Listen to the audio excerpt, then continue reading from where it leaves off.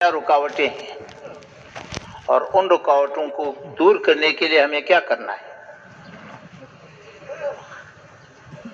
یہ ہمارا ایک مذاکرہ ہوتا ہے اور یہ ہمیشہ ہمارا مذاکرہ ہو تاکہ محنت کرنے والے کو یہ معلوم ہو کہ اس وقت میں محنت کے کس مقام پر کھڑا ہوں۔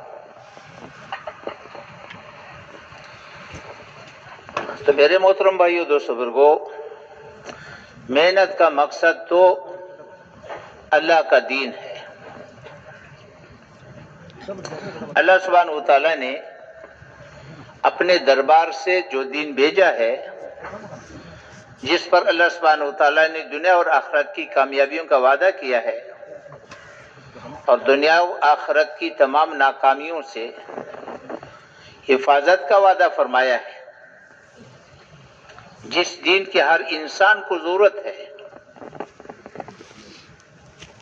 ہر انسان اس دین کا محتاج ہے، جس کے بغیر کسی فرد امت کو بھی چارہ نہیں ہے، جس کے ماننے والی بھی محتاج ہے، نہ ماننے والی بھی محتاج ہے، یہاں تک کہ اس دین کو مٹانے والی بھی اس محنت کے اتنے محتاج ہے جتنے ہم اور آپ اس کے محتاج ہیں۔ اب وہ دین وجود میں آ جائے اور کوئی فرد امت اس دین سے محروم نہ رہے، یہ دین 100% وجود میں آ جائے، اور اس محنت کے لیے اللہ سبحانہ وتعالی نے ہر زمانے میں انبیاء کرام علیہ السلام کو بھیجا ہے۔ تو یہ انبیاء کرام علیہ السلام کی محنت ہے، جس کو اللہ سبحانہ وتعالی نے حضور اکرم صلی اللہ علیہ وسلم کی ختم نبوت کے طفیل اس امت کو بہت بڑا انعام کی شکل میں، بہت بڑے عنوان کی حیثیت سے اس امت کو عطا فرمایا ہے۔ تو ہم اس محنت کو کرنا چاہتے ہیں اور سیکھنا چاہتے ہیں اور امت کو اس پر تیار کرنا چاہتے ہیں، تو اس محنت کی ذمہ داری ہے۔ تو ذمہ داری سامنے ہو پھر محنت ہو۔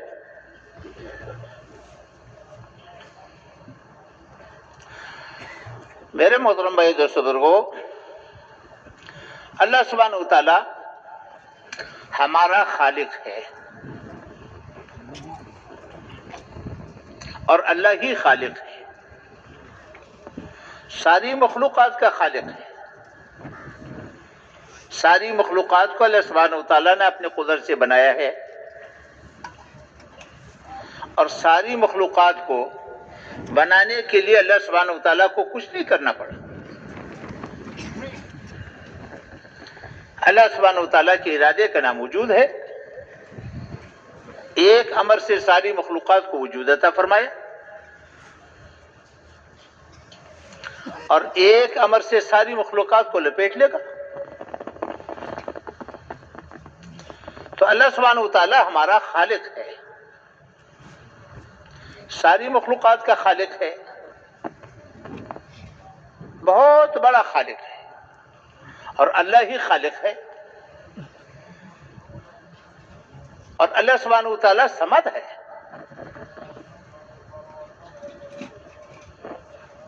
مخلوق کو وجود میں لانے کے لیے کسی کا محتاج نہیں ہے، اپنی قدرت سے خالق ہے،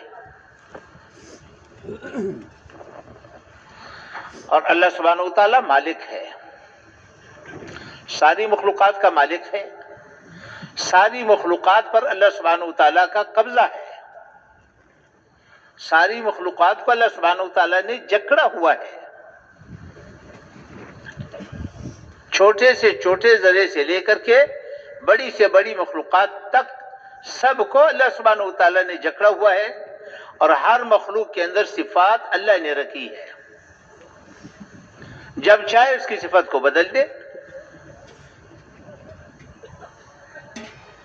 جب چاہے اس کی صفت کو چھین لے۔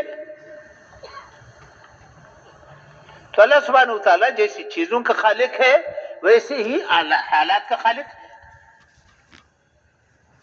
حالات اللہ کے ارادے سے بدلتے ہیں، حالات اللہ کے ارادے سے آتے ہیں، اور سارے حالات پر اللہ سبحانہ وتعالیٰ کا قبضہ ہے۔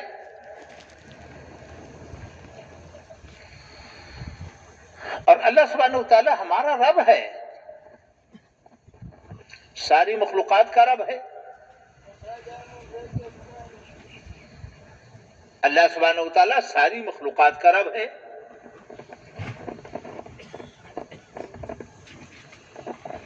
اور اللہ سبحانہ وتعالیٰ بہت بڑا رب ہے،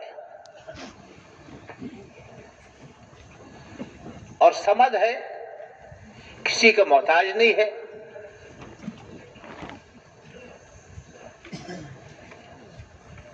رب وہ ہے جو تمام ضرورتوں کو پورا کرنے والا ہو، ہر مخلوق کی ضرورتوں کو پورا کرنے والا اللہ ہے، اور علیم و خبیر ہے، ہر مخلوق کی ضرورت کو جاننے والا ہے۔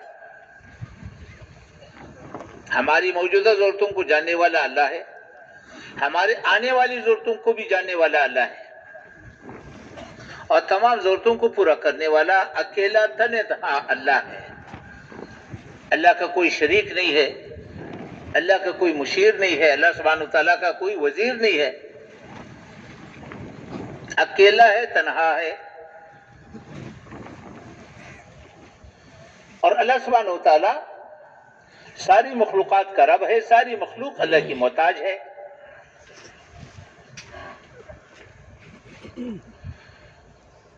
اور اللہ سبحانہ وتعالیٰ ہمارا سب سے بڑا ہمدرد، سب سے بڑا خیرخواہ ہے۔ اللہ سبحانہ وتعالیٰ سے بڑھ کر کے ہمارا کوئی خیرخواہ نہیں ہے، ہمارا سب سے بڑا خیرخواہ اللہ ہے۔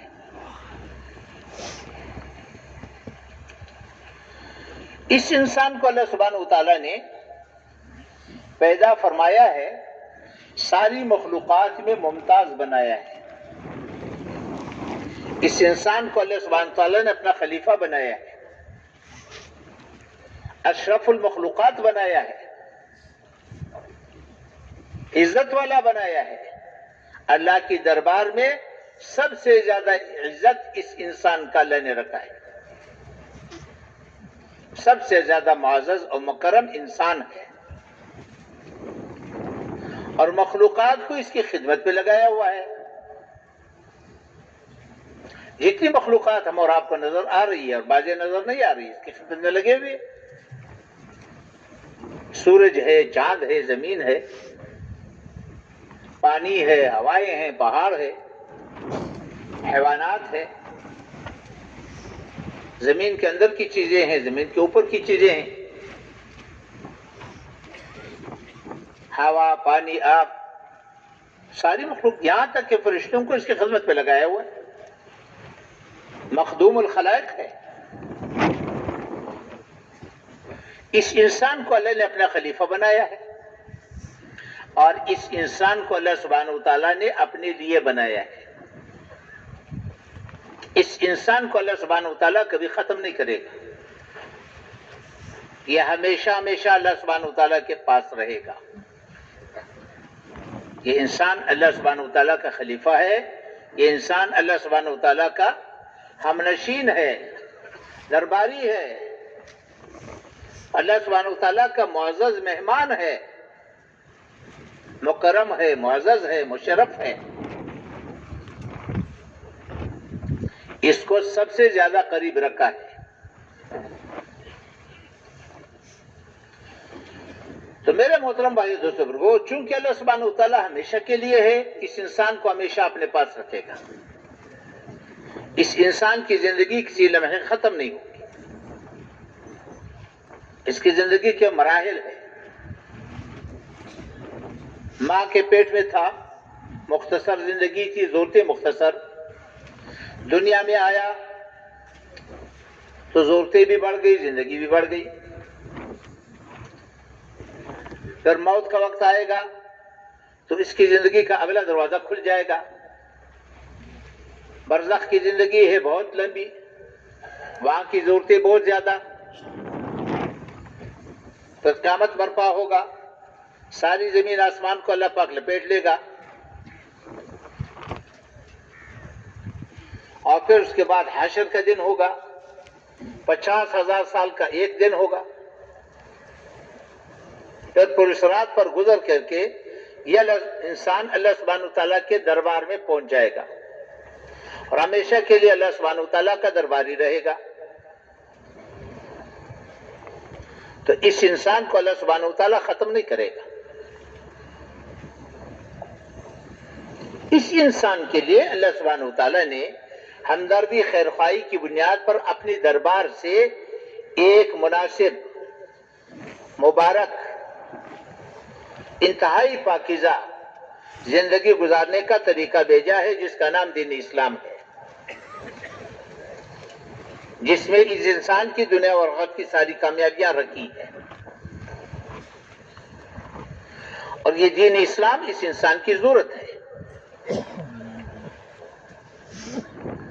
کامل دینی زندگی ہوگی تو اللہ کا کامل تعلق ملے گا۔ یہ زندگی ایمان سے شروع ہوتی ہے، ایمان ہے، جاندار عبادات ہے، اخلاق ہے، معاملات ہے، معاشرت ہے، آگے جا کر کے قضا ہے۔ مکمل دینی زندگی ہوگی تو مکمل اللہ کا تعلق ملے گا۔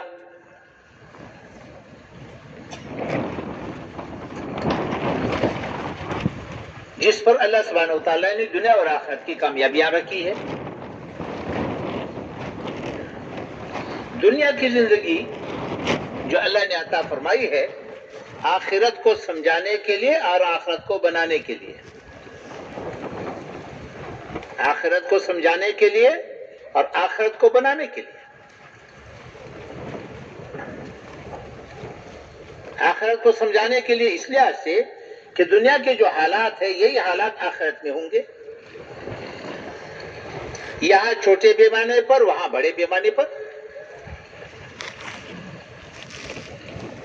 یہاں کی عزت ہے، آخرت میں عزت ہے۔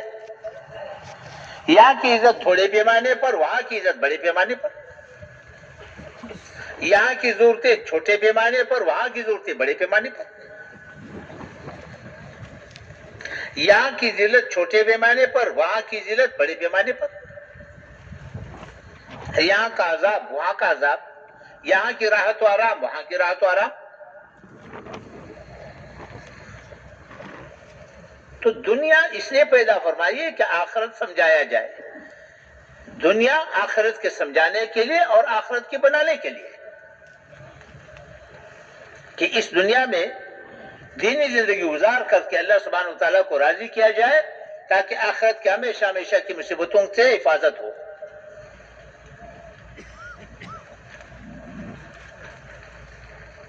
بھئی یہ تصویریں نہ لو،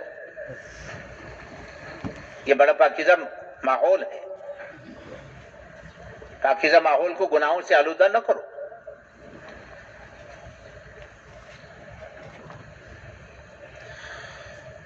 تو اس دنیا کو اللہ سبحانہ وتعالیٰ نے آخرت بنانے کے لیے بنائے اور آخرت سمجھانے کے لیے۔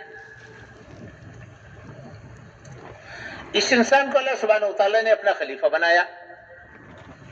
پہلے دن اللہ سبحانہ وتعالیٰ نے اعلان کیا کہ میرا خلیفہ ہے، اور اللہ سبحانہ وتعالیٰ نے فرشتوں سے سجدہ کرایا۔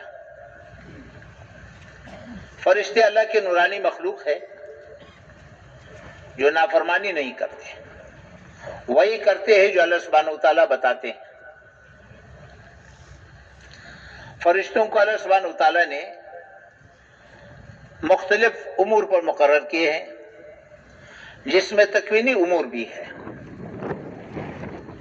جو ہمارا آپ کو نظر آ رہے ہیں۔ ہواؤں پر فرشتے مقرر ہے، بارشوں پر فرشتے مقرر ہے، سورج پر ملائکہ مقرر ہے، چاند پر ملائکہ مقرر ہے، دن رات کے بدلنے پر ملائکہ مقرر ہے، حالات کے بدلنے پر ملائکہ مقرر ہے، پہاڑوں پر مقرر ہے، سمندروں پر مقرر ہے، روزی پہنچانے پر مقرر ہے، روح ڈالنے پر مقرر ہے، روح نکالنے پر مقرر ہے۔ جتنے امور ہم اور آپ کو نظر آ رہے ہیں سب پر فرشتوں کو اللہ نے مقرر فرمایا ہے۔ تو اللہ کے دربار سے ان کو احکامات ملتے ہیں، ان احکامات کو پورا کرتے ہیں۔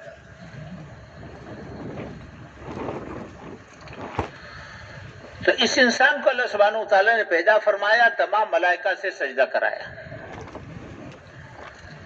اور اس انسان کو اس کا مقام دکھایا۔ جبرائیل علیہ السلام جیسے فرشتے کو اس کے سامنے جھکا دیا، میکائیل علیہ السلام، اسرافیل علیہ السلام، ملک الموت، جنت کا داروغہ رضوان، جہنم کا داروغہ مالک، حاملین عرش، کرام الکاتبین، تمام فرشتوں کو اس کے سامنے سجدہ کرایا اور اس انسان کو اس کا مقام دکھایا کہ تو میرا خلیفہ ہے، اور میں نے اپنا سارا غیبی نظام، آمنت باللہ و ملائکتہ، میں نے اپنا پورا غیبی نظام پہلے دن تیری جھولی میں ڈال دیا۔ اگر تو خلافت کے مقام پر رہے گا اور جو میں نے نعمت عطا فرمائی ہے اس کی نعمت کی قدردانی کرے گا،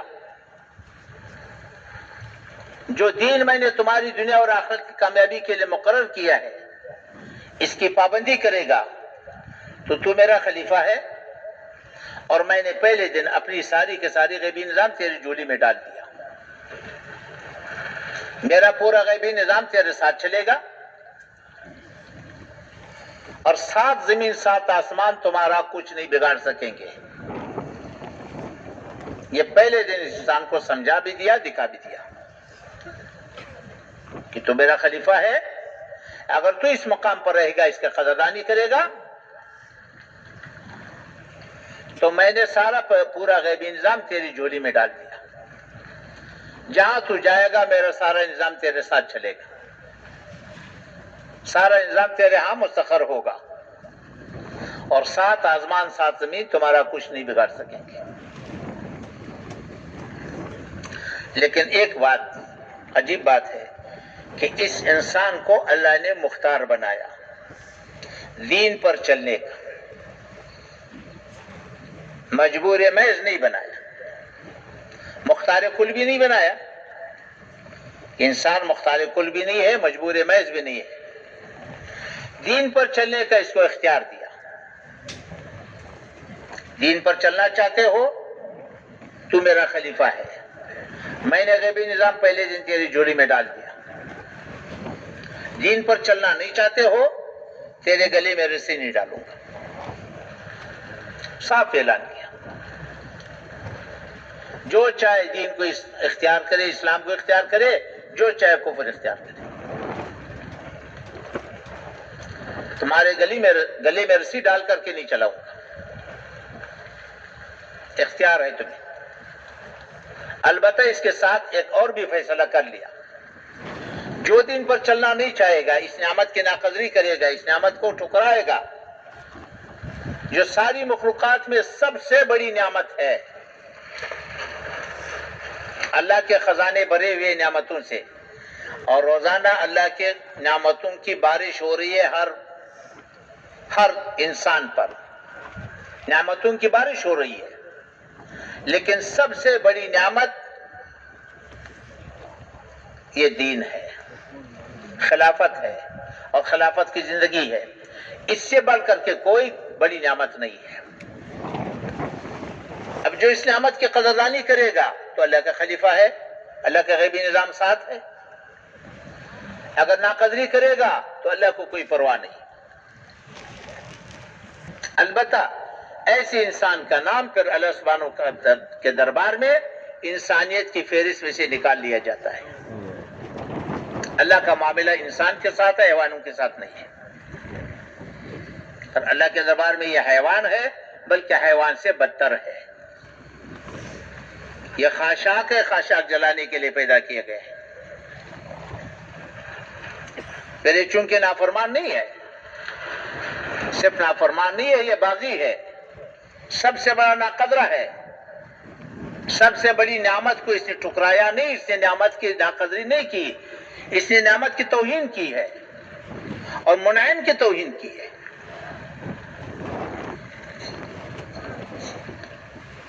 تو باغی کے لیے دنیا کے کسی قانون میں معافی نہیں ہے، یہ اصول ہے۔ دنیا کے کسی قانون میں باغی کے لیے معافی نہیں ہے. مجرم کے لیے ہو سکتی ہے، نافرمانی ہو گئی، غلطی ہو گئی، اس کے لیے معافی ہے، معافی کا دروازہ کھلا ہوا ہے. نافرمانی ہو جاتی ہے کبھی کبھی، حکم عدولی ہو جاتی ہے، لیکن بڑی نعمت کو ٹکرا دینا، بغاوت کرنا، بغاوت پر اتر آنا اور اس پر جم جانا، یہ ایسا جرم ہے کہ جس کے لیے کوئی معافی نہیں ہے. ہمیشہ ہمیشہ پھر جہنم میں جلتا رہے گا اور جہنم کی آگ کو اس سے بھڑکایا جائے گا. یہ پہلے دن اللہ نے فیصلہ سنایا ہوا ہے. اور اللہ سبحانہ وتعالی کے اصول بدلتے نہیں ہیں، یہ ضابطے ہیں، یہ اصول ہے، یہ سنت اللہ ہے، یہ کبھی بدلتے نہیں. البتہ چونکہ اللہ سبحانہ وتعالی سب سے بڑا ہمدرد خیر خواہ ہے، بندے کے لیے اس کے موت تک توبے کا دروازہ کھلا رکھا ہوا ہے. جب توبہ کرے گا اللہ معاف کرے گا.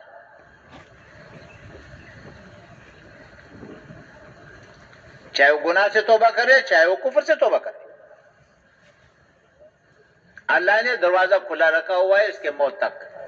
اور اس کے موت تک ساری زندگی اللہ سبحانہ وتعالیٰ اس کے توبے کا انتظار کرے. ایسا مہربان اللہ ہے. تو یہ دین انسانی ضرورت ہے، بنیادی ضرورت ہے. اللہ سبحانہ اگر ہم دینی زندگی کو دیکھیں، احکامات کی تقسیم کو دیکھیں، اس انسان کو اللہ نے اشرف المخلوقات کو بنایا ہے، لیکن اس انسان کو اللہ سبحانہ وتعالیٰ نے سب سے زیادہ محتاج بھی بنایا ہے. انسان سب سے زیادہ محتاج، ساری مخلوقات میں سب سے زیادہ محتاج ہے، اس لیے کہ اکیلا زندگی نہیں گزار سکتا. یہ زندگی میں قدم قدم پر محتاج ہے. یہ بیوی کا محتاج ہے، یہ اولاد کا محتاج ہے، والدین کا محتاج ہے، یہ پڑوسی کا محتاج ہے، یہ حکمران کا محتاج ہے، یہ رعایا کا محتاج ہے، گلکار کا محتاج ہے، تاجر کا محتاج ہے، زمیندار کا محتاج ہے، کپڑے بنانے والے کا محتاج ہے، کپڑے سینے والے کا محتاج ہے، قدم قدم پر محتاج ہے. انسانوں کی ضرورتیں ایک دوسرے سے وابستہ ہے. اللہ سبحانہ وتعالیٰ نے اسی بنیاد پر احکامات بھیجے ہیں. ایک کی ضرورت دوسرے کی ذمہ داری ہے، ایک کی ضرورت دوسرے کی ذمہ داری ہے. تو اللہ سبحانہ وتعالیٰ نے احکامات اسی بنیاد پر بھیجے ہیں. والدین کی جو ضروریات اولاد سے وابستہ ہے، یا اللہ اولاد کا دین بنایا. اولاد کی جو ضرورتیں والدین سے وابستہ ہے، یا اللہ نے والدین کا دین بنایا. والدین دین پر چلیں گے اولاد کے لیے رحمت، اولاد دین پر چلے گی والدین کی رحمت. حکمرانوں کی ضرورتیں رعایا سے وابستہ کی ہے، یہ رعایا کا دین ہے، اور رعایا کی ضرورتیں حکمران سے وابستہ ہے، یہ حکمران کا دین ہے. دونوں دین پر چلیں گے، دونوں کے لیے رحمت. مالداروں کی ضرورتیں غریبوں سے وابستہ ہے، غریبوں کی ضرورتیں مالداروں سے وابستہ ہے، تاجروں سے ضرورتیں وابستہ ہے. اسی طرح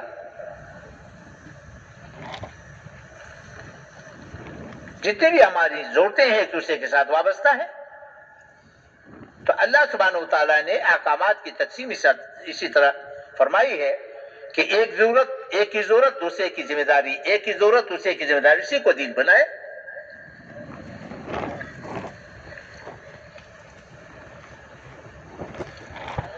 تو دین پر چلنے والا،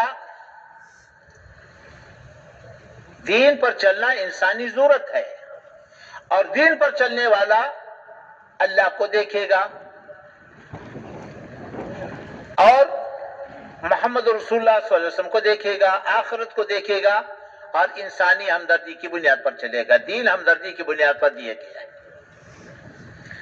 اس لیے دین پر چلنے والے کا کسی سے کوئی گلہ نہیں ہوتا، اس کا کسی سے مطالبہ بھی نہیں ہے. دین کی تو بنیاد یہ ہے کہ میرا کام بنانے والا اللہ ہے.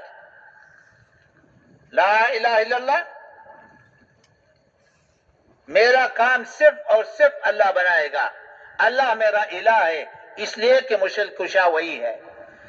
دنیا اور آخرت کی کامیابیاں دینے والا وہی ہے، دنیا اور آخرت کی ناکامیوں سے بچانے والا وہی ہے، اور وہی قدرت والا ہے، وہی میرا خالق ہے، مالک ہے، رب ہے، میرا ہمدرد ہے، خیر خواہ ہے۔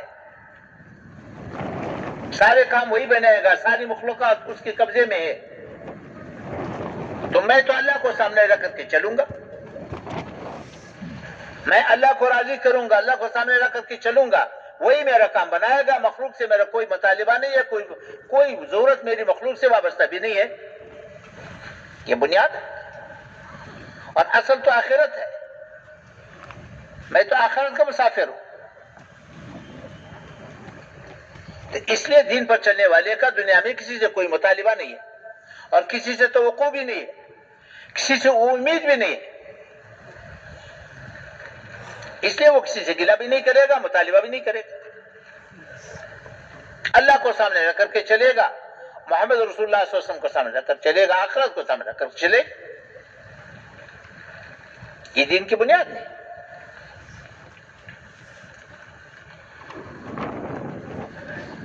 تو میرے محترم بھائی دوستو کو اللہ نے احکامات کی تقسیم اسی طرح کی ہے۔ جب یہ دینی زندگی وجود میں آئے گی تو پھر کیا ہوگا؟ اللہ کا غیبی نظام ساتھ ہوگا، اللہ کا غیبی نظام ساتھ چلے گا، آسمانی نظام متوجہ ہوگا، اللہ سبحانہ وتعالی ہواؤں کو مسخر کرے گا، پانی کو مسخر کرے گا، آگ کو مسخر کرے گا، مخلوقات کو مسخر کر کے چلائے گا، اس کے سامنے ڈال دیا، پہلے دن ڈال دیا، پھر یہ کسی کا محتاج نہیں رہے گا۔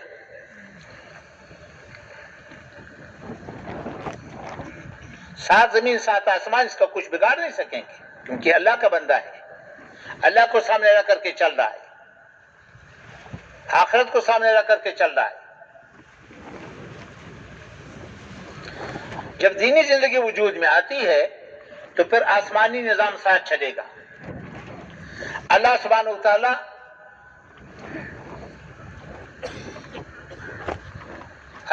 وتعالی رحمتوں کی بارش کرے گا، یہ رحمتیں آسمان سے آتی ہے، دینی زندگی پر آتی ہے۔ رحمتوں کی خاصیت ہے دل پر رحمتوں کی بارش ہوتی ہے۔ دل کے اندر دو قسم کے جذبات ہیں، رحمانی جذبات بھی ہے، شیطانی جذبات بھی ہے، حیوانی جذبات بھی ہے۔ رحمانی جذبات کی پرورش ہوگی، تواضع، ایمانی کیفیات، آخرت کی فکر، ہمدردی، خیرخواہی، تواضع، قناعت، امانت داری، ان ساری صفات کی پرورش ہوگی، غیر محسوس طریقے سے ان صفات کی پرورش ہوگی۔ تو اس آدمی کے لیے دین پر چلنا آسانی کے ساتھ دین پر چلے گا، خیر کی طرف بھاگے گا، خیر کی طرف دوڑے گا، خیر کی طرف دوڑنا اس کے لیے آسان ہوگا۔ اور جو شیطانی جذبات ہے، کبر ہے، حسد ہے، کینہ ہے، بغض ہے، خیانت ہے، غبن ہے، دشمنی ہے، جیسے بارش کے نیچے انگارے رکھو تو بجھ جاتے ہیں، یہ صفات بجھ جاتی ہے، پھر یہ آدمی خیر کی چلتا ہے، یہ ان گناہوں کی طرف سے بھاگتا ہے، ان گناہوں سے بھاگتا رہتا ہے، بچتا رہتا ہے، غیر محسوس طریقے سے، اس کو کوئی تکلیف ہی نہیں ہوگی، اس کے اندر انسانی صفات ابھرتی ہے، یہ انسانی صفات کا مظہر بنتا ہے، پھر یہ جہاں جائے گا اس سے خیر پھیلے گا، لوگوں کو اس سے خیر ملے گا، یہ خیر کے پھیلانے کا ذریعہ بنے گا، خیر کے پھیلنے کا ذریعہ بنے گا۔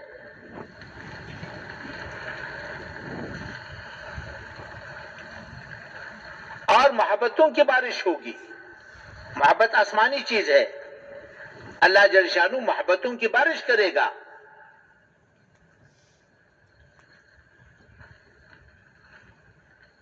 محبتوں کی بارش ہوگی اور برکتوں کی بارش ہوگی. جو کچھ اللہ عطا کرے گا اسی میں سے اس کی ضرورتوں کو پورا کرے گا، اس کو کسی کا محتاج نہیں بنائے گا. عمر میں برکت، مال میں برکت، اولاد میں برکت، زندگی میں برکت، علم میں برکت. یہ برکت تو دیکھنے کی چیز ہے، سمجھانے کی نہیں ہے، سمجھا کوئی نہیں سکتا. تو برکتوں کی بارش ہوگی، رحمتوں کی بارش ہوگی، برکتوں کی بارش ہوگی، محبتوں کی بارش ہوگی، اطمینان کی بارش ہوگی. اللہ سبحانہ اطمینان آسمانی چیز ہے. اللہ سبحانہ وتعالیٰ اطمینان عطا کرے گا. جھونپڑی میں رہے گا مطمئن ہوگا. بیماری آئے گی پریشانی نہیں ہوگی، تنگی آئے گی پریشانی نہیں ہوگی، مقدر کی مشکلات آتی رہیں گی لیکن پریشانی نہیں آئے گی اس کے ساتھ. تو اللہ سبحانہ وتعالیٰ اللہ ہے. ابراہیم علیہ السلام کو آگ میں اطمینان عطا فرمایا، یوسف علیہ السلام کو جیل میں اطمینان عطا فرمایا، ایوب علیہ السلام کو بیماری میں اطمینان عطا فرمایا، اور سلیمان علیہ السلام کو تخت میں اطمینان عطا فرمایا. اللہ ہے. یہ ساری آسمانی چیزیں ہیں. جو آسمانی چیزوں کو زمین پر تلاش کرے گا تو ساری زندگی پریشان ہی رہے گا. آسمانی چیزیں تو دین سے وابستہ ہے. دینی زندگی وجود میں آئے گی تو آسمانی چیزوں کی بارش ہوگی، اطمینان کی زندگی ہوگی، محبتوں کی زندگی ہوگی. پھر انسان جہاں جائے گا اس کو خیر ملے گا، جہاں جائے گا اس سے خیر پھیلے گا، جس سے واسطہ پڑے گا اس کو خیر ملے گا. پھر اللہ سبحانہ وتعالیٰ آسمانی نظام کو متحرک کرے گا. ساری دنیا کے انسانوں کے دل اللہ کے قبضے میں ہیں.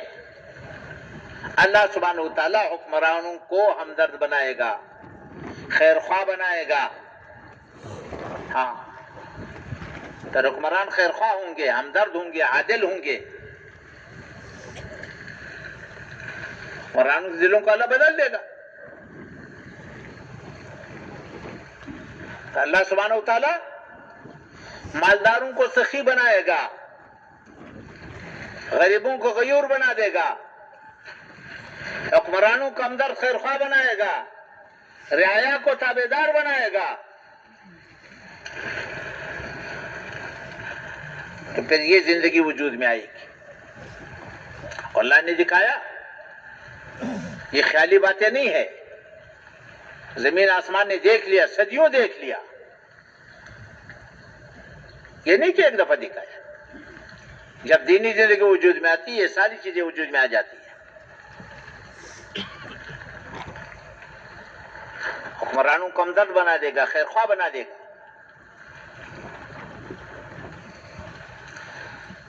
عبد الرحمن بن عوف رضی اللہ تعالیٰ عنہ نے عمر فاروق رضی اللہ عنہ سے کہا کہ امیر المومنین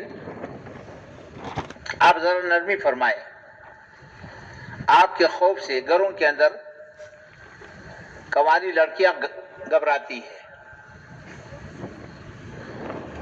تو حضرت عمر صلی اللہ علیہ وسلم نے فرمایا کہ اللہ کا احسان ہے، اللہ کا شکر ہے کہ اللہ سبحانہ وتعالیٰ نے لوگوں کے دلوں کو میرے رعب سے بھر دیا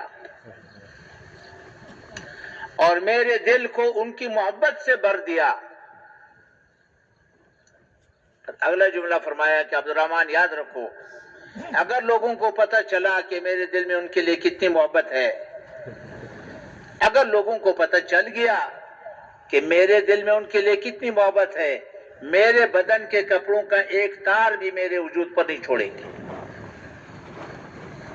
اللہ نے میرے دل میں اس کے لیے اتنی محبت ڈالی. ایسے حکمران ہوں گے، ساری رات سارا دن رعایا کے لیے بے چین پھریں گے،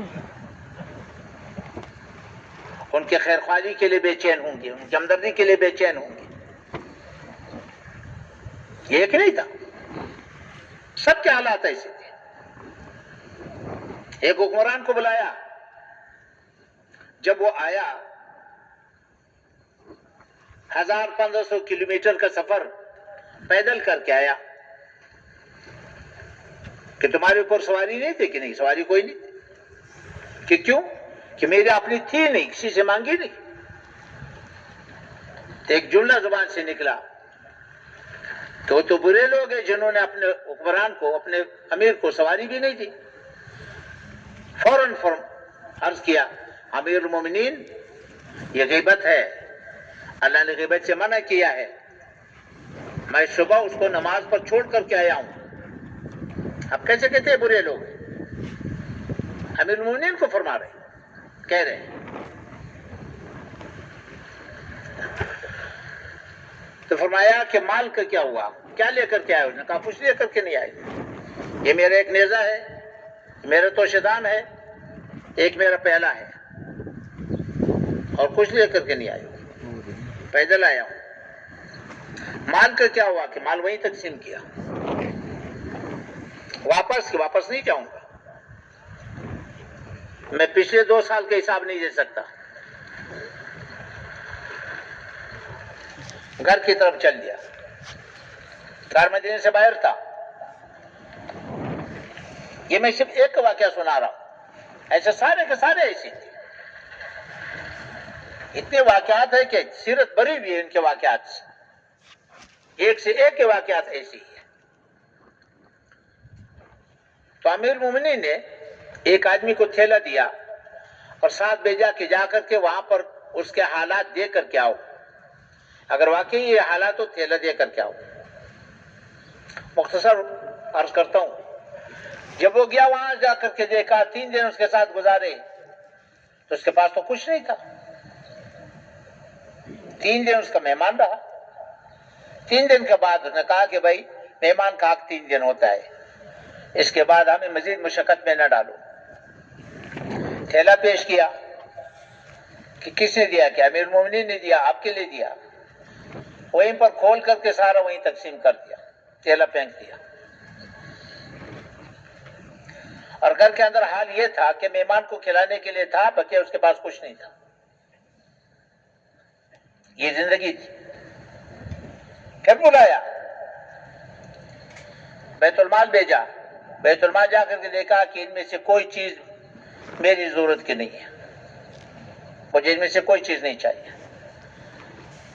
البتہ فلانے کے ماں کے کپڑے، ایک جوڑا کپڑا چاہیے بس. ایک جوڑا کپڑا لے لیا اور روانہ ہو گئے. تو حضرت عمر رضی اللہ عنہ نے دعا مانگی کہ یا اللہ اگر عمر جیسا آدمی میرے خلافت میں نہ ہو، یا اللہ مجھے زندگی نہیں چاہیے. پھر حکمران ایسے ہوں گے. یہ تو ایک کی بات ہے. عمومی فضا تھی.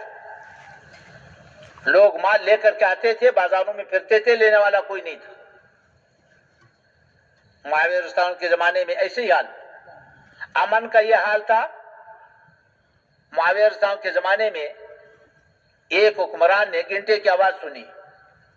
پوچھا یہ کیا ہے؟ کہ جی لوگ پہرا دے رہے. خبردار کوئی پہرا نہیں. کیا پہرا ہے؟ یہاں سے لے کر رہے تک اگر ایک رسی بھی گم ہو گئی تو میرے گریبان پکڑ کر کے لے لو. اتنا امن. اور اس نے لکھا ہے کہ معاویہ رضی اللہ عنہ کے زمانے میں لوگ اپنے کواڑ کھلے چھوڑ کر کے سوتے تھے. گھروں کے اندر قوانی لڑکیاں اطمینان کے ساتھ سوتی تھی، گھروں کی کواڑ کھلے رہتے تھے. ایک آدمی عراق سے آیا. حضرت عمر رضی اللہ عنہ نے پوچھا کیسے آنا ہوا، لوگوں کو کیسے پایا؟ کہ اپنے ماں باپ کی اولاد جیسے پایا. ایسی اطمینان کی زندگی اللہ عطا کرے گا. ایسے حکمران ملیں گے، ایسے مالدار ملیں گے. حسن رضی اللہ عنہ کے پاس ایک آدمی آیا، اپنی ضرورت پیش کی. اس کی جولی میں 3,300 دینار، 50,000 درہم اس کی جولی میں ڈال دیے اور ساتھ معذرت کر لی. حضرت طلحہ رضی اللہ عنہ رات کو بے چین پھر رہے ہیں. گھر والی نے پوچھا کیا ہوا، کیا بے چینی ہے؟ کہ جی مال آیا ہے، مال. 4 لاکھ کا مال آیا ہے، رات ہے تقسیم کیسے کروں؟ موت آ گئی تو کیا بنے گا؟ راتوں رات اپنے رشتہ داروں کو بلا کر کے تقسیم کیا۔ قافلہ آیا 700 اونٹوں کا، کھانے پینے کے سامان سے لدا ہوا ہے۔ عبد الرحمن بن عوف کا قافلہ مدینہ منورہ پہنچا، سارا کا سارا قافلہ ایک دن میں تقسیم کر دیا۔ تو پھر یہ مالدار یہ ہوں گے؟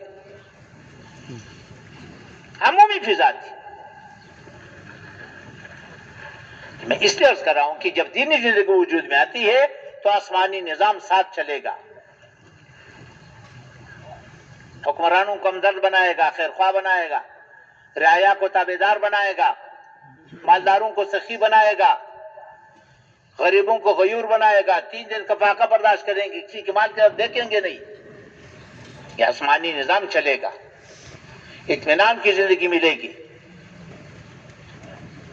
اطمینان کی بارش ہوگی، محبتوں کی بارش ہوگی، رحمتوں کی بارش ہوگی، برکتوں کی بارش ہوگی، دنیا کی زندگی جنت بنے گی۔ ہاں،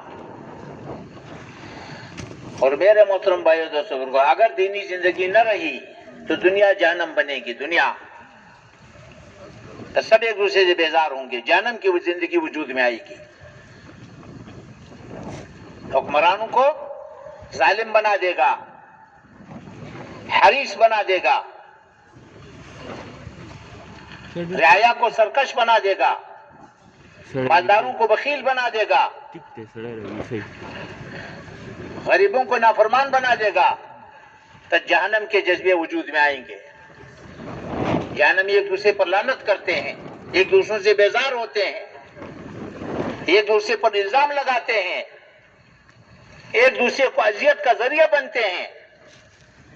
تو دنیا کی زندگی بھی ایسی بنے گی۔ ہاں، تو جہنم کی زندگی وجود میں آئے گی، تو جذبے بنیں گے، غریبوں کا جذبہ ہوگا، مالداروں کا پیٹ پھاڑو ساری دولت نکالو،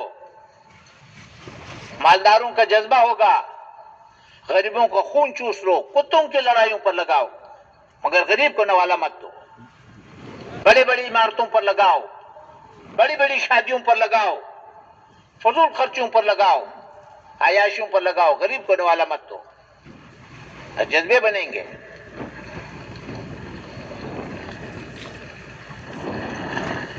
ایک دوسرے پر لعنت کریں گے، ایک دوسرے سے بیزار ہوں گے، حکمران رعایا سے، رعایا حکمرانوں سے، جلسے جلوس نکلیں گے، جلسے نکلیں گے، جلسے کریں گے، جلوس نکالیں گے، نعرے لگائیں گے، اس کو اتارو، اس کو بٹھاؤ، اس کو اتارو، اس کو بٹھاؤ۔ غریبوں کا جذبہ بنے گا، مالداروں کا پیٹ پھاڑو ساری دولت نکالو، مالداروں کا جذبہ بنے گا، ان کو خون چوس لو، کتوں کی لڑائیوں پر لگاؤ، ایک دوسرے سے بیزار ہوں گے، ایک دوسرے پر لعنت کریں گے۔ جہنمی ایک دوسرے سے بیزار رہتے ہیں، یا اللہ انہوں نے ہمیں گمراہ کیا، انہیں ہمارے حوالے کرو، ہم ان کو پاؤں کے نیچے مت سلتے، یا اللہ انہوں نے ہمیں گمراہ کیا، ان کو ڈبل عذاب دے دو۔ اللہ فرمائیں گے غم نہ کرو، دونوں کو ڈبل عذاب ملے گا۔ جہنم کی زندگی وجود میں آئے گی، جس سے سارے کے سارے بیزار ہوں گے، حل کسی کے پاس نہیں ہوگا۔ میرے محترم بھائی دوستو، آسمانی نظام کو زمین والے کبھی نہیں بدل سکتے، آسمانی نظام کو زمین والے کبھی نہیں بدل سکتے۔ اس لیے میرے محترم بھائی دوستو، دین انسانی ضرورت ہے، بنیادی ضرورت ہے، ماننے والوں کی ضرورت ہے، نہ ماننے والوں کی ضرورت ہے، جو مٹا رہے ان کی بھی ضرورت ہے۔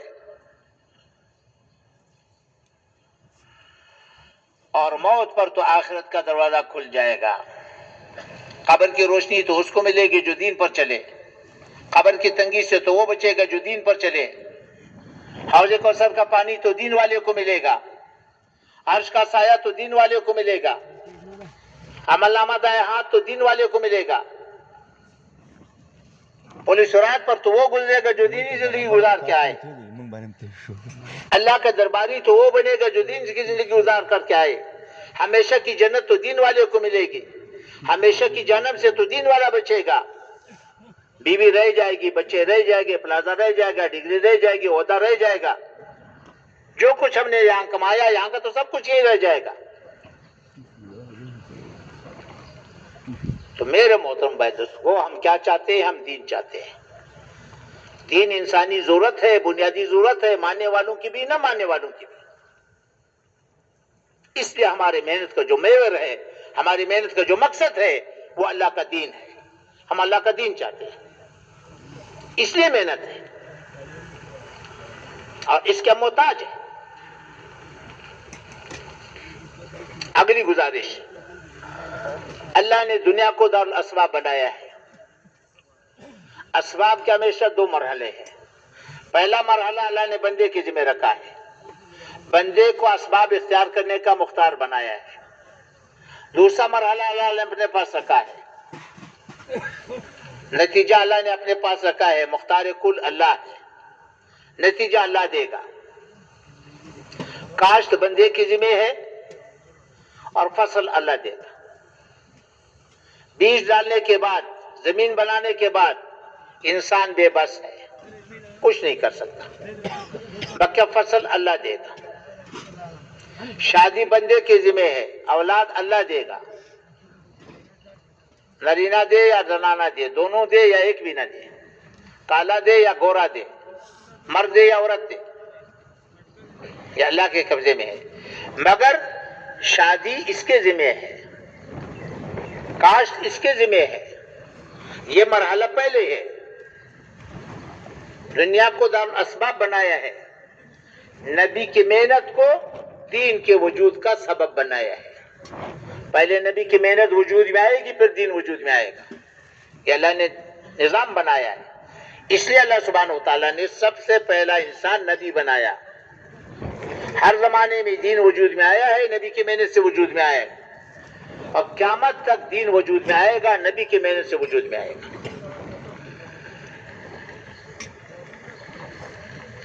تو نبی کی محنت دین کا سبب ہے۔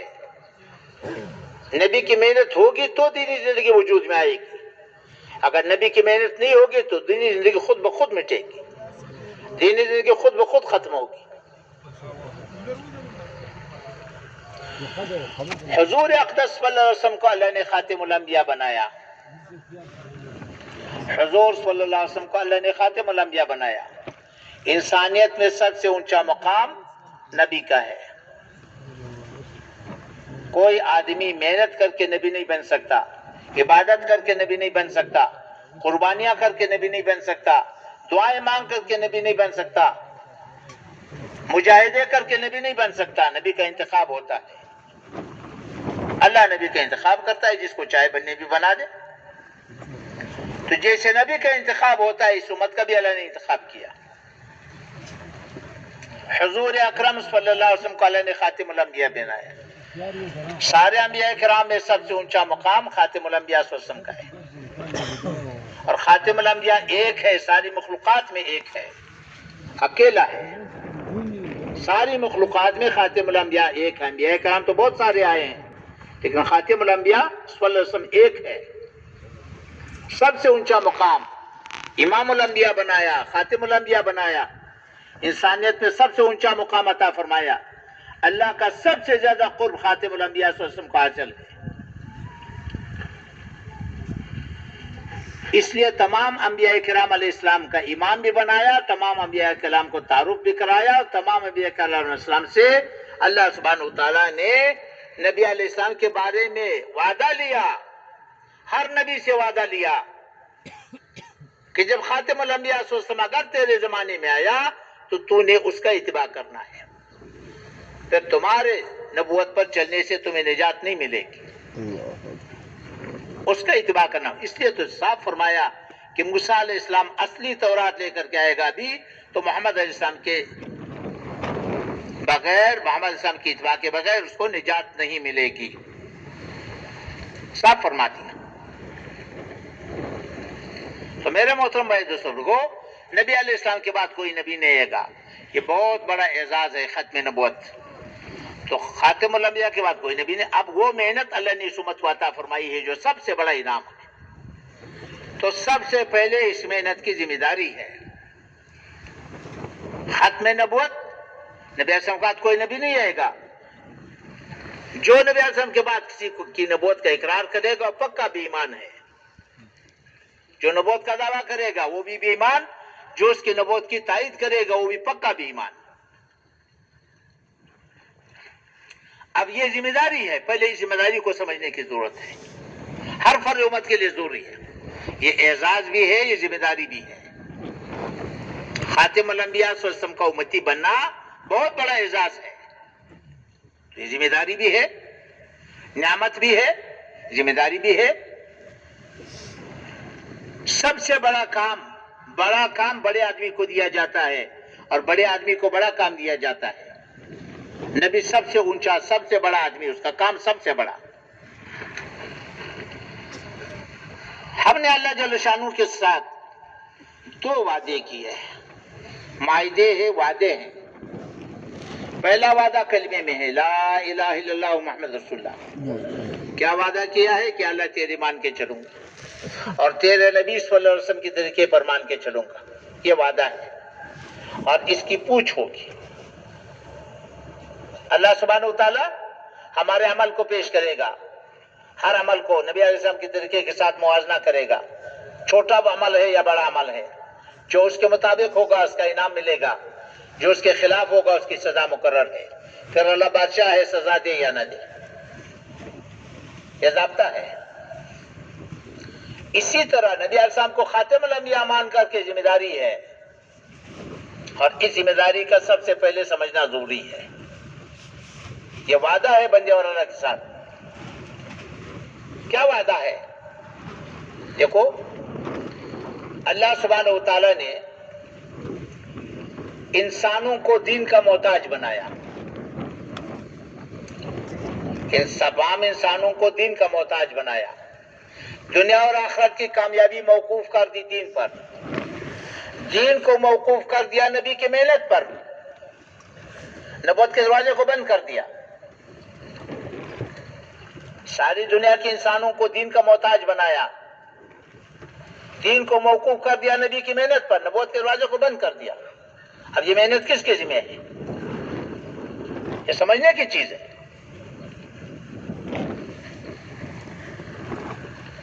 نبی علیہ السلام کے بعد کوئی نبی نہیں آئے گا. کیا مطلب؟ یہ ذمہ داری بھی ہے، یہ اعزاز بھی ہے. اب وہ محنت میرے ذمہ ہے جو نبی لے کر کے آیا. پورا دین میرے ذمہ ہے، پورا عالم میرے ذمہ ہے، آنے والی نسلیں میرے ذمہ ہے. کیا کرنا ہے یہ بات کی بات ہے، کیسے کرنا ہے یہ بات کی بات ہے. پہلے تو ذمہ داری کا احساس کہ میرے ذمہ ہے کتنا. 470 کروڑ انسانی آبادی کلمے سے محروم ہے. اب ہم اور آپ سے پوچھا جائے گا، ہم سے یہ پوچھا جائے گا، 470 کروڑ انسانی آبادی جو کلمے سے محروم ہے، ان کا دین میں حق ہے یا نہیں ہے؟ اگر حق ہے تو کس کے ذمہ ہے؟ آیا امت اس کو ماننے کے لیے تیار ہے؟ امت حق کو تسلیم کرے گا تو ادائیگی کا سوچے گا. اگر تسلیم نہیں کر رہا تو ختم نبوت کا کیا مطلب؟ ختم نبوت کو کیا سمجھا؟ اس لیے میرے محترم بھائی کو سب سے پہلے تو اس ذمہ داری کو سامنے رکھ کر پورا دین ہمارے ذمہ، پورا عالم ہمارے ذمہ، آنے والی نسلیں ہمارے ذمہ. اب ہمیں کیا کرنا ہے؟ تو محنت سے پہلے سب سے پہلے ذمہ داری کا احساس. ہر فرد امت کے ذمہ پورا دین ہے، ہر فرد امت کی ذمہ پورا عالم ہے، ہر فرد امت کے ذمہ آنے والی نسلیں. ختم نبوت کا تقاضا ہے. 700 کروڑ انسانی آبادی میں سے اگر ایک آدمی دین پر ہے اور 700 کروڑ انسانی آبادی نافرمانی پر ہے تو ختم نبوت کا تقاضا ہے کہ ایک آدمی سے 700 کروڑ انسانوں کی پوچھ ہوگی. اگر 700 کروڑ انسانی آبادی دین پر ہے، ایک آدمی نافرمانی پر ہے، تو ختم نبوت کا تقاضا ہے کہ 700 کروڑ انسانوں سے ایک آدمی کی پوچھ ہوگی. اس لیے حاجی صاحب رحمۃ اللہ علیہ ایک مجلس میں کئی مذبح فرماتے تھے ہم امتی ہے، ہم امتی ہے، ہم امتی ہے، ہم ذمہ دار ہے، پورے دین کی ذمہ دار ہے، پورے عالم کی ذمہ دار ہے، مرد ذمہ دار ہے، عورت ذمہ دار ہے، دادا دادی نانا نانا پوتی پوتا پوتی سب کو بیان فرماتے تھے۔ سب سے پہلے تو ذمہ داری کا احساس کہ ہم ذمہ دار ہیں، پورے دین کی ذمہ دار ہے، پورے عالم کی ذمہ دار ہے، آنے والی نسلوں کی ذمہ دار ہے، میں ذمہ دار ہوں۔ یہ تو ہے ذمہ داری۔ پر آپ کہیں گے کہ بھئی یہ تو مشکل بنا دیا، ایک آدمی پورا عالم، پورا دین، آنے والی نسلیں۔ یہ مشکل نہیں ہے، اللہ نے استعداد رکھی ہے، ہر فرد امت کے اندر اللہ نے استعداد رکھی ہے۔ اللہ مطالبہ بعد میں فرماتے ہیں، مطالبہ بعد میں کرتا ہے، استعداد پہلے رکھتا ہے۔ اللہ نے ترتیب بتائی، آسان ترتیب بتائی۔ میں آپ اللہ سے پوچھنا چاہتا ہوں، آپ بتاؤ پورے دین کا ہر آدمی نیت کر سکتا ہے کہ نہیں کر سکتا؟ کر سکتا ہے، سوئے جاگ رہے ہو، سوئے جاگ ہر آدمی نیت کر سکتا ہے کہ نہیں کر سکتا؟ کر سکتا ہے، پورے عالم کی نیت کر سکتا ہے کہ نہیں کر سکتا؟ آنے والی نسلوں کی نیت کر سکتا ہے کہ نہیں کر سکتا؟ اس پر کتنے پیسے لگتے ہیں؟ اور سب سے بڑا مطالبہ تو یہی ہے، پورا دین سامنے ہو، پورا عالم سامنے ہو، آنے والی نسلیں سامنے ہو، میں نے کیا کرنا ہے یہ تو بات کی بات ہے،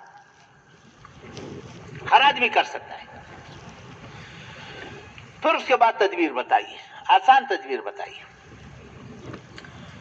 230 کروڑ مسلمان آبادی ہے، سارے کے سارے نبی علیہ السلام کو خاتم الانبیاء مانتے ہیں، سب نبی علیہ السلام کو خاتم الانبیاء مانتے ہیں، لیکن اس سبق کو بھول گئے جیسے ہم بھول گئے۔ تو تدبیر کیا ہے؟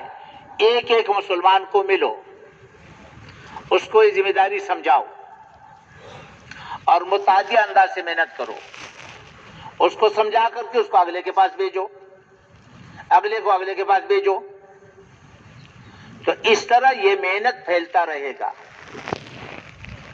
تو ایک آدمی پوری امت کو متحرک کر سکتا ہے کہ نہیں کر سکتا؟ کر کے دکھایا۔ 14ویں صدی کا ایک مسلمان کھڑا ہو گیا، نبی نہیں تھا، صحابی نہیں تھا، 14ویں صدی کا مسلمان تھا، کھڑا ہو گیا، پورے امت کو متحرک کیا کہ نہیں کیا؟ مولوی الیاس رحمۃ اللہ علیہ ایک آدمی سے کھڑے ہو گئے، پورے امت کو متحرک کر دیا۔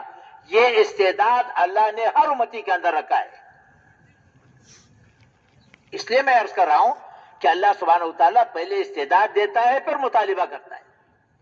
جس کا استعداد نہ رکھا اس کا مطالبہ بھی نہیں کرتا، یہ تو ہر امت کے اندر موجود ہے۔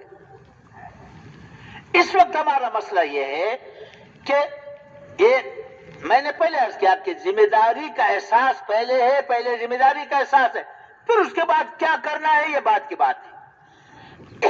پہلے تو ختم نبوت کے طفیل، پورے دین کی ذمہ داری، پورے عالم کی ذمہ داری، آنے والی کے انسانوں کی ذمہ داری۔ اب اس ذمہ داری کو دے کر کے اب مجھے کیا کرنا ہے؟ اس وقت ہمارا مسئلہ یہ ہے، ہمیں مشکل یہ پیش آ رہی ہے کہ دین کا کام کرنے والے جو بھی ہے، جس شکل میں بھی ہے، جہاں بھی ہے، دین کا کام اور محنت کرنے والے جتنا کر رہا ہے اس سے زیادہ اپنے ذمہ نہیں سمجھ رہا، حالانکہ اس سے زیادہ اس کے ذمہ ہے۔ جتنا کر رہا ہے اس سے زیادہ اپنے ذمہ نہیں سمجھتا، اس سے زیادہ کے لیے اپنے آپ کو معذور سمجھتا ہے، حالانکہ معذور نہیں ہے۔ ایک امتی کے اندر پوری امت کو متحرک کرنے کی استعداد موجود ہے۔ تو اس لیے سب سے پہلا مطالبہ ختم نبوت کا تقاضا یہ ہے کہ پورا دین ذمہ ہو، پورا عالم، آنے والی نسلیں، اس ذمہ داری کو سامنے رکھ کر کے اب مجھے کیا کرنا ہے؟ محنت بعد کی بات ہے، پہلے تو ذمہ داری ہے، ذمہ داری کا احساس ہے، ذمہ داری کی سمجھداری ہے۔ اب کیا کرنا ہے؟ اب سوچیں، 470 کو انسانی آبادی کلمے سے کیوں محروم ہے؟ اب دیکھو 470 کروڑ انسانی آبادی کلمے سے کیوں معروف ہے؟ ان کا مطالبہ کیا ہے؟ وہ کلمے سے اس لیے معروم ہے کہ مسلمان کلمے کی زندگی سے معروم ہے۔ مسلمان کلمے کی زندگی سے کیوں معروم ہے؟ مسلمان کلمے کی محنت سے معروم ہے۔ اب یہ ہمارا جرم ہے ان کا مطالبہ ہے کہ اسلام دکھاؤ، اسلام دکھاؤ۔ اسلام کو دیکھنے کے لیے وہ ہمارے مسجدوں میں نہیں آئیں گے، یہ یاد رکھو۔ وہ ہمارے منڈیوں میں آئیں گے، ہمارے بازاروں میں آئیں گے، ہمارے کارخانوں میں آئیں گے، ہمارے گھروں میں آئیں گے۔ ہماری منڈیاں، ہمارے بازار، ہمارے کارخانے، ہمارے تھانے، ہمارے اسپتال، ہماری کچہریاں، وہ تو دین زندگی سے خالی ہے، وہاں پر تو دین زندگی موجود نہیں ہے۔ تو ہم ان کو کہاں لے کر کے جائیں گے؟ دین کہاں دکھائیں گے؟ دیکھو ایک بات میں آپ سے عرض کروں، دنیا میں سب سے زیادہ دیندار علاقہ جو سمجھا جاتا ہے یہ ہمارے پٹھانوں کا علاقہ سمجھا جاتا ہے، جہاں بھی ہے، اور واقعی دینداری یہاں زیادہ ہے۔ جو سب سے زیادہ دیندار علاقہ سمجھا جاتا ہے وہ ہمارے پٹھانوں کا علاقہ سمجھا جاتا ہے۔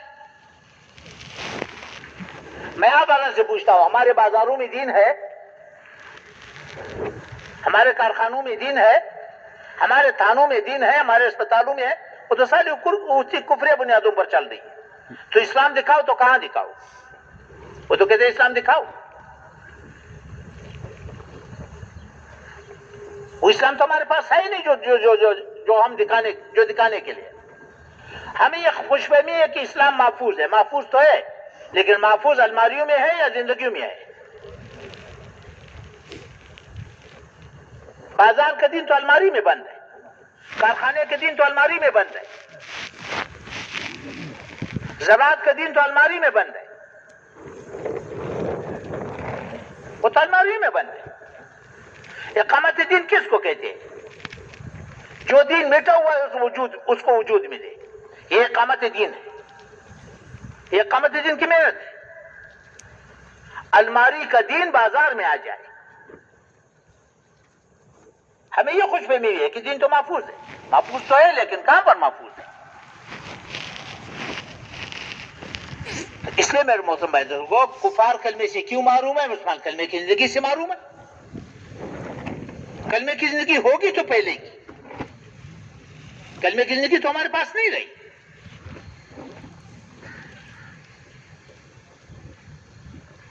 اچھا، مسلمان کلمے کی زندگی سے کیوں معروم ہے؟ مسلمان کلمے کی محنت سے معروم ہے۔ کلمے کی محنت ہوگی تو کلمے کی زندگی وجود میں آئے گی۔ دیکھو محنت کو سمجھنے کی ضرورت ہے۔ محنت پہ سب سے پہلی ذمہ داری ہے، سب سے پہلی ذمہ داری ہے پورے دین کو سامنے رکھ کر، پورے عالم کو سامنے رکھ کر، آنے والی نسلوں کو سامنے رکھ کر کے اس ذمہ داری کے ساتھ محنت کرنا۔ ہماری غلط محنت کی وجہ سے دنیا میں کفر پھیلا ہوا ہے۔ غلط محنت کیا ہے؟ کہ ہم نے دین اور دین کی محنت کو مال والوں کا محتاج بنایا ہے۔ ہمارا دین تو چاردیواری کے اندر بند ہے، باہر دین کا کوئی وجود نہیں ہے، اور ہماری محنت ہماری مادی نقشوں کی تابع بن رہی ہے۔ چلا تو لگاؤں گا لیکن ابھی نہیں لگاؤں گا، اس لیے کہ ابھی سیزن ہے، میرا کاروبار کا وقت ہے۔ چلا تو اس وقت لگاؤں گا جب فارغ ہوں گا۔ ہاں، اپنی طبیعت کے چلا لگاؤں گا، اپنی طبیعت کے لوگوں کے ساتھ چلا لگاؤں گا۔ گرمی میں ٹھنڈے علاقے میں نہیں جاؤں گا، سردی میں گرم علاقے میں نہیں جاؤں گا، وہاں اردو بولنے والے وہاں میں نہیں جاؤں گا، مجھے پشتو والوں میں بھیجو۔ اپنی طبیعت کی محنت ٹھیک ہے، چلے تو لگ جائے گا، ثواب مل جائے گا، دین تو وجود میں نہیں آئے گا۔ ہم نے تو دین کو اپنی مادی نقشوں کا تابع بنایا ہے۔ ابھی نق نکلو، نق نہیں جاؤں گا، ابھی مجھے فرصت نہیں ہے، میں بعد میں جاؤں گا، رائمنڈ کے اجتماع سے جاؤں گا، رائمنڈ کے جوڑ سے جاؤں گا، میں فلاں وقت میں نکلوں گا، اپنی طبیعت کے ساتھی کے ساتھ نکلوں گا۔ کی بات یہ تو محنت کرنے والوں کا حال ہے، جو نہ کرنے والے ان کا تو کیا ہوگا؟ تو غلط محنت کیا ہے؟ اپنی محنت کو، اپنے دین کو مال اور مال والوں کا تابع بنانا، یہ غلط محنت ہے۔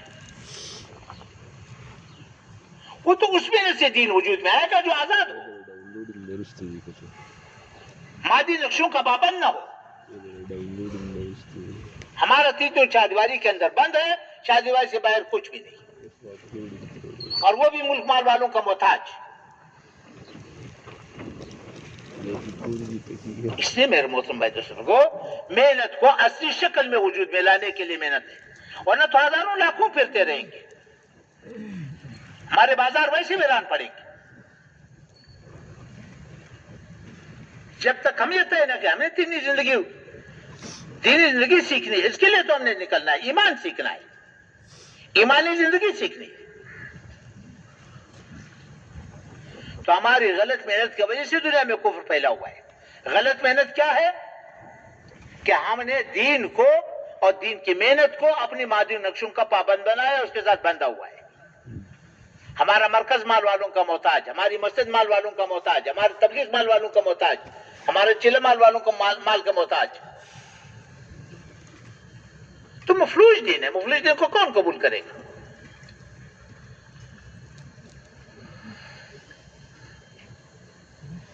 اس لیے سب سے پہلے محنت کا محور کیا ہے؟ اللہ کو ساتھ لینا. اللہ کو ساتھ لینا یہ ہماری ضرورت ہے. تو اس لیے کہاں سے شروع کرنا ہے؟ تو سب سے پہلے محنت کی ذمہ داری ہے. اب اس ذمہ داری کو سامنے رکھ کر کے محنت کرنا. اگر ذمہ داری سامنے نہ ہو تو پھر ختم نبوت کا عقیدہ مبہم رہے گا، ختم نبوت کا کوئی مقصد نہیں بنے گا. ختم نبوت کا یہ مقصد ہے کہ پورا دین میرے ذمہ ہے، پورا عالم میرے ذمہ ہے، آنے والی نسلیں میرے ذمہ ہے، اب مجھے کیا کرنا ہے؟ پوری امت کو متحرک کرنا. جہاں جا سکتے ہو وہاں خود جاؤ، جہاں نہیں جا سکتے کسی اور کو بھیجو. محنت کی خاصیت ہے کہ جب اس محنت کو وجود ملے گا، اس کی زندگی میں دینی زندگی، اس کو دینی زندگی ملے گی. جب اصول اور آداب کے ساتھ محنت کرے گا، تاجر کی زندگی میں دین آئے گا، زارے کی زندگی میں دین آئے گا، کارخانے والے کی زندگی میں دین آئے گا، مزدور کی زندگی میں دین آئے گا.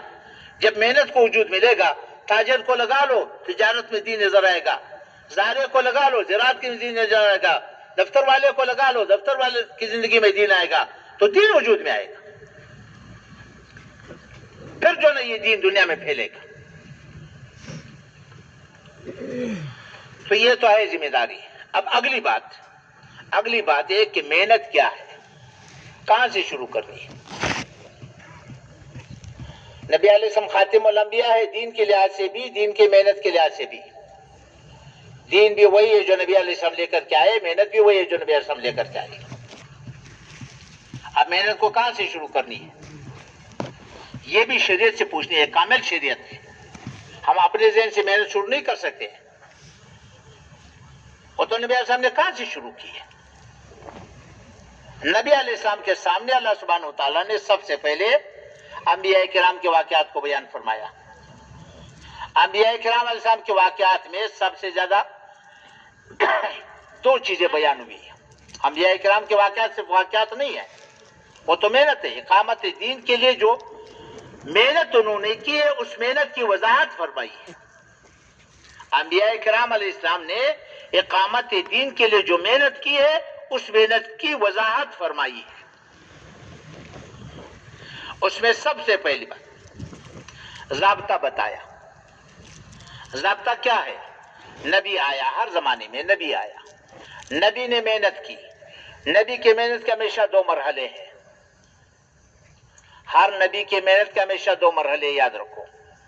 نبی جب بھی آیا ہے ان لوگوں میں آیا ہے جو دین نہیں چاہتے. نبی ہمیشہ ان لوگوں میں آیا جو دین نہیں چاہتے. اب نبی کی محنت کے ہمیشہ دو مرحلے ہیں.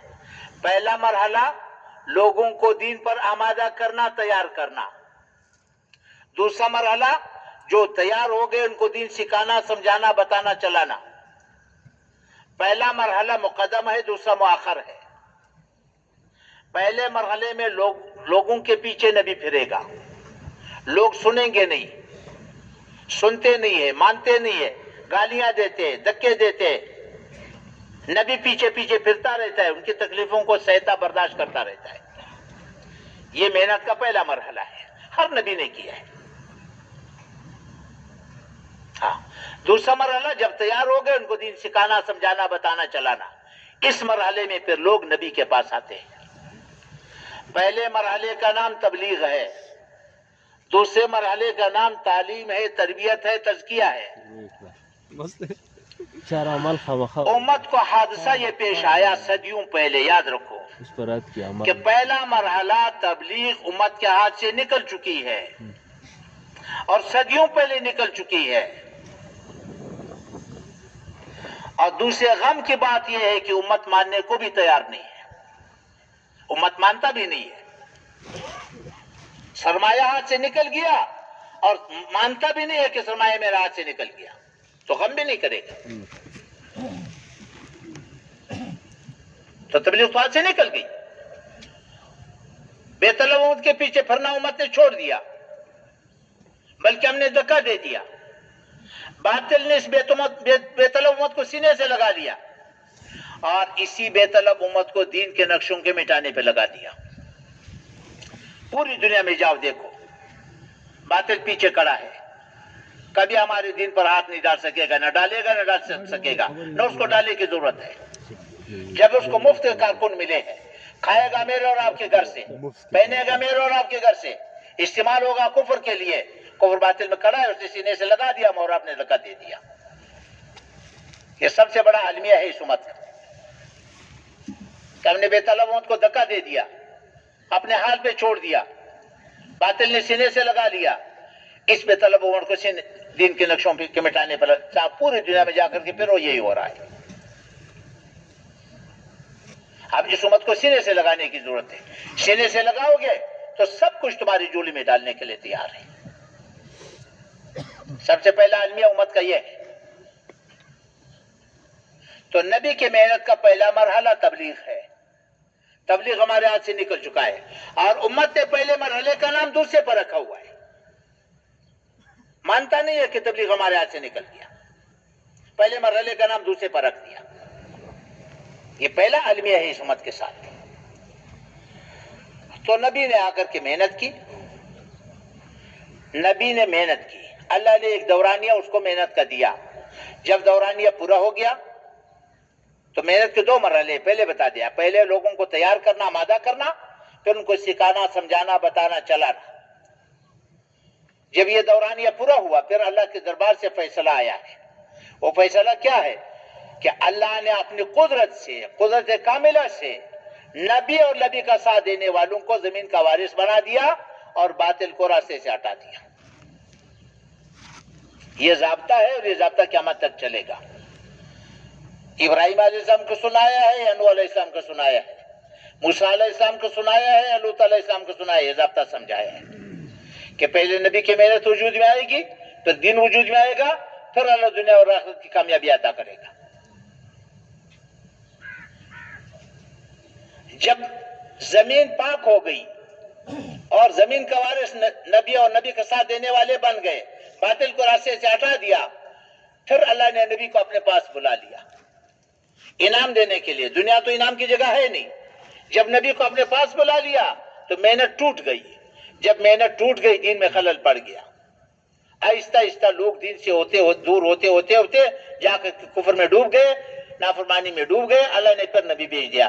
یہ ضابطہ ہے اور یہ ضابطہ قیامت تک چلے گا کہ سب سے پہلے نبی کی محنت وجود میں آئے گی، پھر دین وجود میں آئے گا، پھر اللہ سبحانہ وتعالی دنیا و آخرت کا کامیابی عطا کرے گا۔ یہ ضابطہ ہے نبی علیہ السلام کے بعد، چونکہ کوئی نبی نہیں آئے گا، اب یہ ضابطہ قیامت تک چلے گا۔ لیکن یاد رکھو، نبی کی محنت خالص ہوگی تو دین وجود میں آئے گا، اگر نبی کی محنت میں ملاوٹ ہوگی تو دین وجود میں نہیں آئے گا۔ دین خالص ہوگی تو اللہ باطل کو توڑے گا، اگر دین خالص نہ ہوگی تو اللہ باطل کو نہیں توڑے گا۔ یہ بھی ضابطہ ہے، یاد رکھو۔ نبی کی محنت میں ملاوٹ ہوگی تو دین وجود میں آئے گا، دین میں ملاوٹ ہوگی تو باطل نہیں ٹوٹے گا۔ باطل کو اللہ ہمیشہ میں 3 بنیادوں پر توڑے گا، یاد رکھو۔ کتنے بنیادوں پر؟ 3 بنیادوں پر۔ سب سے پہلے ایسا مجمع وجود میں آئے جن کی زندگی میں مکمل دین ہو، جس میں زندگی میں کفر کی ملاوٹ نہ ہو، کفر کی مشابہت نہ ہو، پھر اللہ دین کو وجود عطا کرے گا، پھر اللہ باطل کو توڑے گا، دین کو غالب کرے گا۔ اگر ملاوٹ رہی ہماری زندگی میں، دین پیش کرنے والوں کی زندگی میں ملاوٹ رہی، تو یاد رکھو اللہ باطل کو نہیں توڑے گا۔ اگر توڑ دے، دیکھو یہ ضابطے بتا رہا ہوں، یہ ضابطے ہیں، یہ ضابطے بدلتے نہیں ہیں، یہ سنت اللہ ہے، یہ نہیں بدلتے۔ اگر دین پیش کرنے والوں کی زندگی میں ملاوٹ رہی، کفر کی مشابہت رہی، تو اللہ باطل کو نہیں توڑے گا۔ اگر باطل کو توڑنے کا فیصلہ کر دیا تو فرمایا تم بھی عذاب سے نہیں بچ سکو گے۔ یہاں پر مولانا یوسف رحمۃ اللہ نے جملہ ارشاد فرمایا ہے کہ باطل کہ اللہ کے عذاب کی چھینٹیں تمہارے اوپر بھی پڑیں گی، اور اللہ کے عذاب کا ایک چھینٹا ہماری بربادی کے لیے کافی ہے۔ اس لیے کہ علت مشترک ہے، فقہ کو اصول ہے کہ علت مشترک ہو تو فیصلہ ایک ہوگا۔ اللہ ہمارے اور آپ کا رشتہ دار نہیں ہے کہ ایک ہی جرم پر ہم اور آپ کو چھوڑ دے اور دوسرے کو پکڑ دے، یہ ضابطہ ہے۔ اور دوسری شرط، جب تک باطل کے نقشوں کا تمہارے دل میں اہمیت ہوگی، وقت ہوگی، تو اللہ باطل کو نہیں توڑے گا۔ جب تک باطل تمہیں فقیر محض نظر نہ آئے اور باطل کے سارے نقشے تمہیں ٹھیکرے نظر نہ آئے۔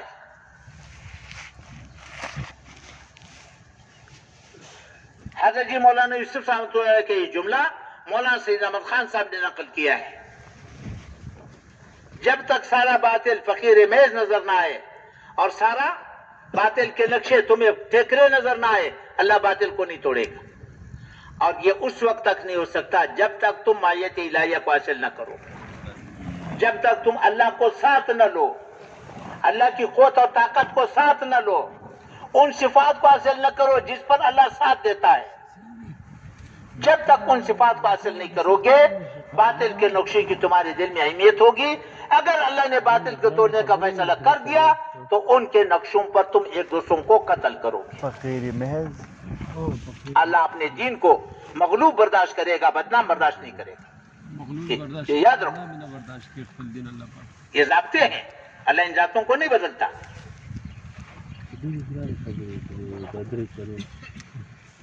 ان کے نقشوں پر تم ایک دوسروں کو قتل کرو گے۔ ہمیں بتایا گیا، کابل میں ایک جگہ دکھایا کہ یہاں پر ایک ٹینک پڑا ہوا تھا، جلا ہوا ٹینک پڑا ہوا تھا، 400 آدمی اس پر قتل ہو گئے۔ خیر قرون میں جتنی فتوحات ہوئی تقریباً 70-80 سال کے اندر ساری فتوحات مکمل ہو گئی۔ مسلمانوں کی ساری فتوحات 70-80 سال کے اندر مکمل ہوئی۔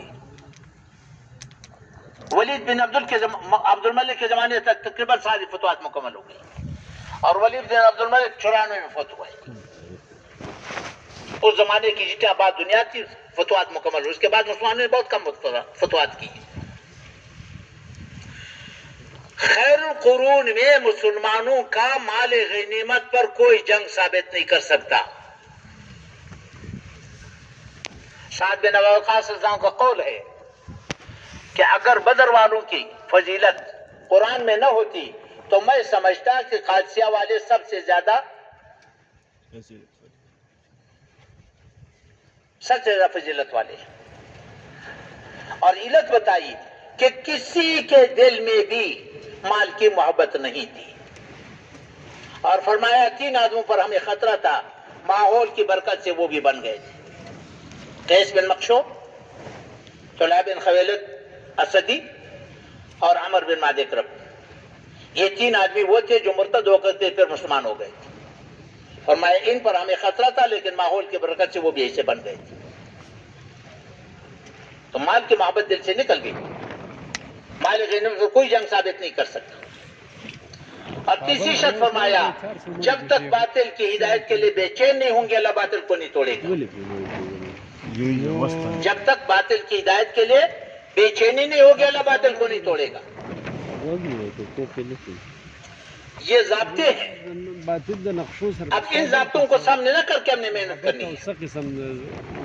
تو نبی کی محنت کے بارے میں، سب سے انبیاء کرام کی محنت کے بارے میں ضابطہ بتایا کہ پہلے نبی کی محنت وجود میں آئے گی، پھر دین وجود میں آئے گا، پھر اللہ باطل کو یا تو ہدایت عطا کرے گا یا باطل کو توڑے گا، اور یہ ضابطہ قیامت تک چلے گا۔ اور انبیاء کرام علیہ السلام کے واقعات میں دوسری چیز جو اہم بتائی ہے وہ انبیاء کرام علیہ السلام کی اقامت دین کے لیے محنت اور جہد کی خصوصیات ہے، جس میں سب سے پہلی چیز دعوت ہے، مخلوق سے اللہ کی طرف، مادی نقشوں سے نبی کے اعمال کی طرف، دنیا سے آخرت کی طرف، یہ دعوت ہے، ہر نبی نے دی ہے۔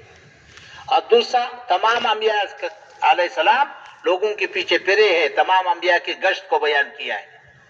یہ سارے انبیاء کرام کا متفقہ عمل ہے، جو عمومی گشت کرے گا اس کے لیے پھرے گا، انبیاء کرام علیہ السلام کے پیمانے سے اللہ کا قرب ملے گا، انبیاء علیہ السلام کے پیمانے سے اللہ کا تعلق ملے گا، اور اسی لحاظ سے اجر ملے گا۔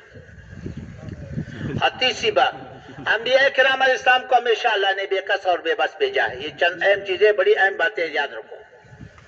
انبیاء کرام علیہ السلام کو اللہ نے ہمیشہ بے کس اور بے بس بھیجا ہے، مادی نقشہ کوئی نہیں دیا، فقر واقع میں بھیجا، سارے فقیر۔ نوح علیہ السلام، ابراہیم علیہ السلام، موسیٰ علیہ السلام، لوط علیہ السلام، شعیب علیہ السلام، محمد رسول اللہ صلی اللہ علیہ وسلم، فقیر۔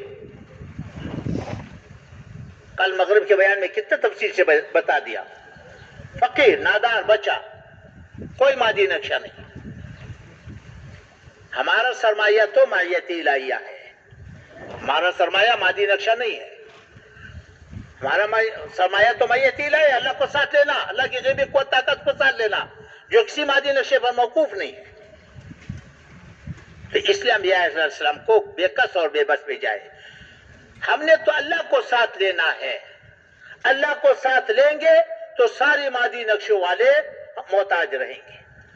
اگر ہم نے اللہ کو ساتھ نہ لیا تو تمام مادی نقشوں والوں کا ہم اپنے آپ کو محتاج سمجھیں گے، اور یہی المیہ ہے اس وقت ہمارے ساتھ۔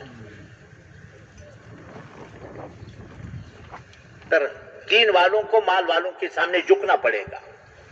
جب دین والے مال والوں کے سامنے جھکیں گے، یہ مفلوج دین ہے، اس کو دنیا کبھی قبول نہیں کرے گی۔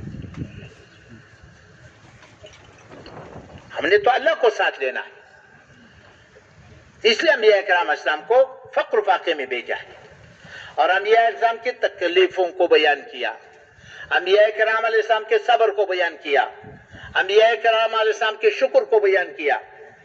مولانا ابراہیم صاحب مدنی اللہ علیہ فرماتے ہیں کہ نبی محنت کو نعمت سمجھتا ہے، محنت کے اور جز کو نعمت سمجھتا ہے، محنت کے اور تکلیف کو نعمت سمجھتا ہے۔ نبی محنت کے اور تکلیف کو نعمت سمجھتا ہے، اور انبیاء علیہ السلام کے بے کسی کو بیان کیا ہے، انبیاء علیہ السلام کے نرمی کو بیان کیا، انبیاء کرام علیہ السلام کی بے غرضی کو بیان کیا، نبی بے غرض ہوتا ہے۔ انبیاء کرام علیہ السلام کی امانتداری کو بیان کیا، نبی امین ہوتا ہے۔ انبیاء علیہ السلام کی ہمدردی خیر خواہی کو بیان کیا، نبی ناصح ہوتا ہے۔ انبیاء کرام علیہ السلام کی بے غرضی کو بیان کیا، نبی بے غرض ہوتا ہے۔ اور انبیاء کرام علیہ السلام کی دعاؤں کو بیان کیا ہے۔ ان خصوصیات کے ساتھ محنت ہوگی تو دین وجود میں آئے گا۔ پھر اللہ جل شانہ نے نبی علیہ السلام کو ارشاد فرمایا کہ ان انبیاء کا اتباع کرو۔ اب یہ اتباع اقامت دین کے لیے جہد میں اتباع ہے۔ کسی نبی کی عبادت بیان نہیں کیا کہ کیسے عبادت کرو، کسی نبی کی شریعت کی تفصیل کو بیان نہیں کیا کہ یوں کر، بلکہ شرائط و سارے منسوخ کر دیے۔ کسی نبی کی زندگی کی تفصیل نہیں بتایا کہ نبی نے اس طرح زندگی گزاری تو بھی اس طرح گزار۔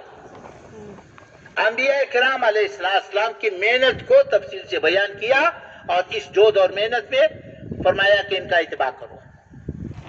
اس لیے قرآن کریم میں ایک جگہ ایک رکوع کے اندر، مختصر رکوع کے اندر 18 نبیوں کا نام لے کر کے تذکرہ فرمایا، اور رکوع کے آخر میں فرمایا کہ اللہ کی طرف سے یہ ہدایت پر ہے، ان کا اتباع کرو۔ اب نبی علیہ السلام نے محنت کہاں سے شروع کی، کیسے شروع کی، کس ترتیب سے شروع کی؟ تو نبی علیہ السلام کی محنت میں سب سے پہلا مرحلہ کیا ہے؟ تربیت کا ہے۔ نبی علیہ السلام کی محنت سب سے پہلے تربیت سے شروع ہوتی ہے، اور تربیت کا مقصد کیا ہے؟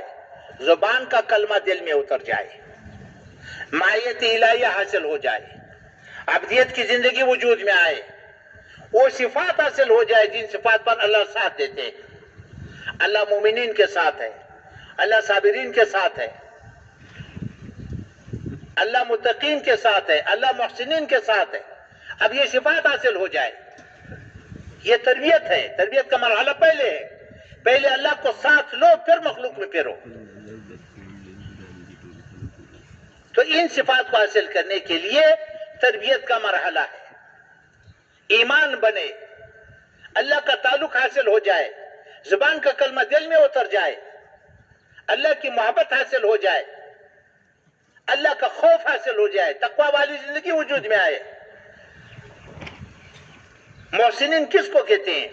نیک اعمال اس انداز، اس استحضار کے ساتھ کرنا کہ میں اللہ کو دیکھ رہا ہوں، یا کم از کم اللہ مجھے دیکھ رہا ہے۔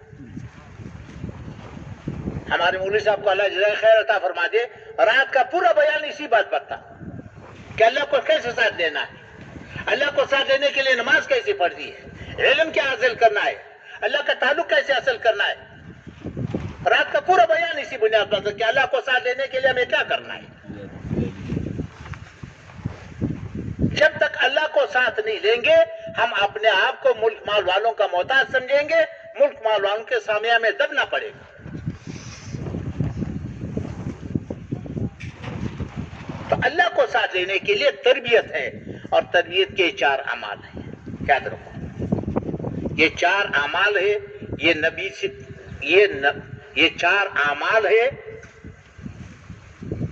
ان 4 اعمال کی بنیاد پر تربیت ہوئی۔ یہ تربیت کے اعمال ہے، یہ نبوت کے اعمال ہے، یہ مسنون اعمال ہے، یہ منصوص اعمال ہے، یہ مخصوص ہے تربیت کے لیے، نبی علیہ السلام نے کیے ہیں اور ساری امت کو ان اعمال پہ ڈالا ہے۔ پہلے 13 سال میں ان اعمال کے علاوہ آپ کو کوئی اور حکم نہیں ملے گا، پورا 13 سال۔ سب سے پہلا عمل دعوت ہے۔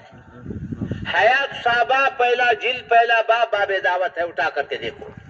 جو بھی کلمہ پڑھتا اس کو دعوت پہ ڈالتا۔ صدیق اکبر جیسے قومی حیثیت کے آدمی، عبداللہ بن مسعود جیسے غریب فقیر آدمی، بلال رضی اللہ عنہ، خباب رضی اللہ عنہ غلام، مرد عورتوں سب کو دعوت پہ ڈالا۔ دعوت دو، مار کھاؤ، ہاتھ مت اٹھاؤ، مقابلہ مت کرو، شکایت مت کرو، ہمدرد بن کے جاؤ، خیرخواہ بن کے جاؤ، بے غرض بن کر کے جاؤ، نرمی کے ساتھ دعوت دو، شفقت کے ساتھ دعوت دو۔ جو بھی کلمہ پڑھتا اس کو دعوت پہ ڈالتا۔ پہلا عمل دعوت ہے، اور اس کے لیے پھرتے تھے، سب کو دعوت پہ ڈالا۔ مدینہ منورہ پہنچ کر کے نبی علیہ السلام نے مسجد بنائی ہے، مسجد کو 24 گھنٹے اعمال سے آباد کیا ہے۔ تو ہمارے سامنے بار بار آتے رہتے ہیں کہ مسجد نبی 24 گھنٹے ان اعمال سے آباد تھی، مگر عجیب بات ہے کہ مکی دور ہمارے سامنے نہیں آیا۔ مکی دور میں دار ارقم 24 گھنٹے آباد تھی، جو بھی کلمہ پڑھتا دار ارقم لے کر کے آؤ، کیونکہ مکہ معظمہ پر تو کفار کا قبضہ تھا، بیت اللہ پر تو کفار کا قبضہ تھا۔ جو بھی کلمہ پڑھتا دار ارقم لے کر کے آؤ، جو بھی کلمہ پڑھتا دار ارقم لے کر کے آؤ، جو بھی کلمہ پڑھتا دار ارقم لے کر کے آؤ۔ دن رات دار ارقم میں یہ عمال تھی۔ جب صدیق اکبر صاحب کو کفار نے مارا، تکلیفیں دی، اذیتیں دی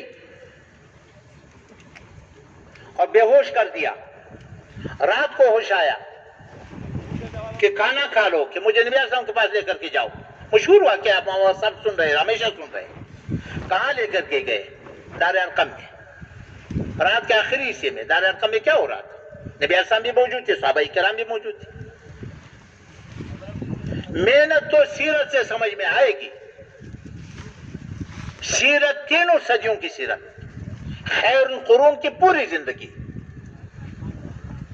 پھرنے کے لحاظ سے بھی، مقام کے لحاظ سے بھی، معاشرت کے لحاظ سے بھی، معاشرت کے لحاظ سے بھی ہمارے سامنے ہوگی تو جو سمجھ میں آئے گا۔ اللہ کی شان سیرت ہمارے درمیان میں سے ایسے نکالی گئی، ایسے نکالی گئی کہ ہمارے 15 سال کے نظام میں سیرت کی ایک کتاب نہیں ہے.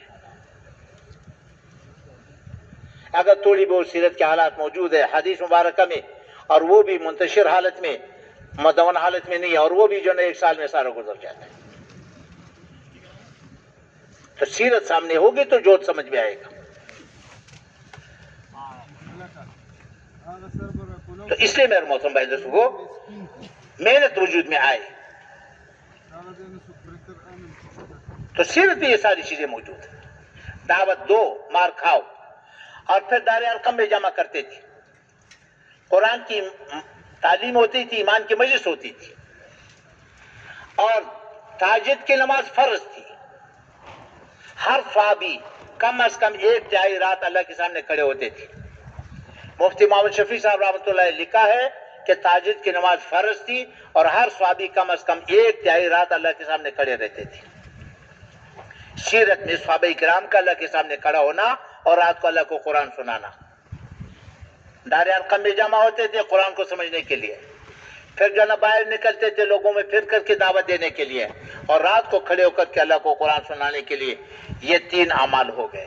اپنی ضرورتوں کو پورا کرتے تھے، اپنی ضرورتوں کو قربان کرتے تھے، لوگوں کی ضرورتوں کو پورا کرتے تھے. یہ زندگی تھے 4 اعمال. 13 سالہ زندگی میں ان اعمال کے علاوہ اور کوئی امر نہیں ملے گا. یہ تربیت کے اعمال ہے.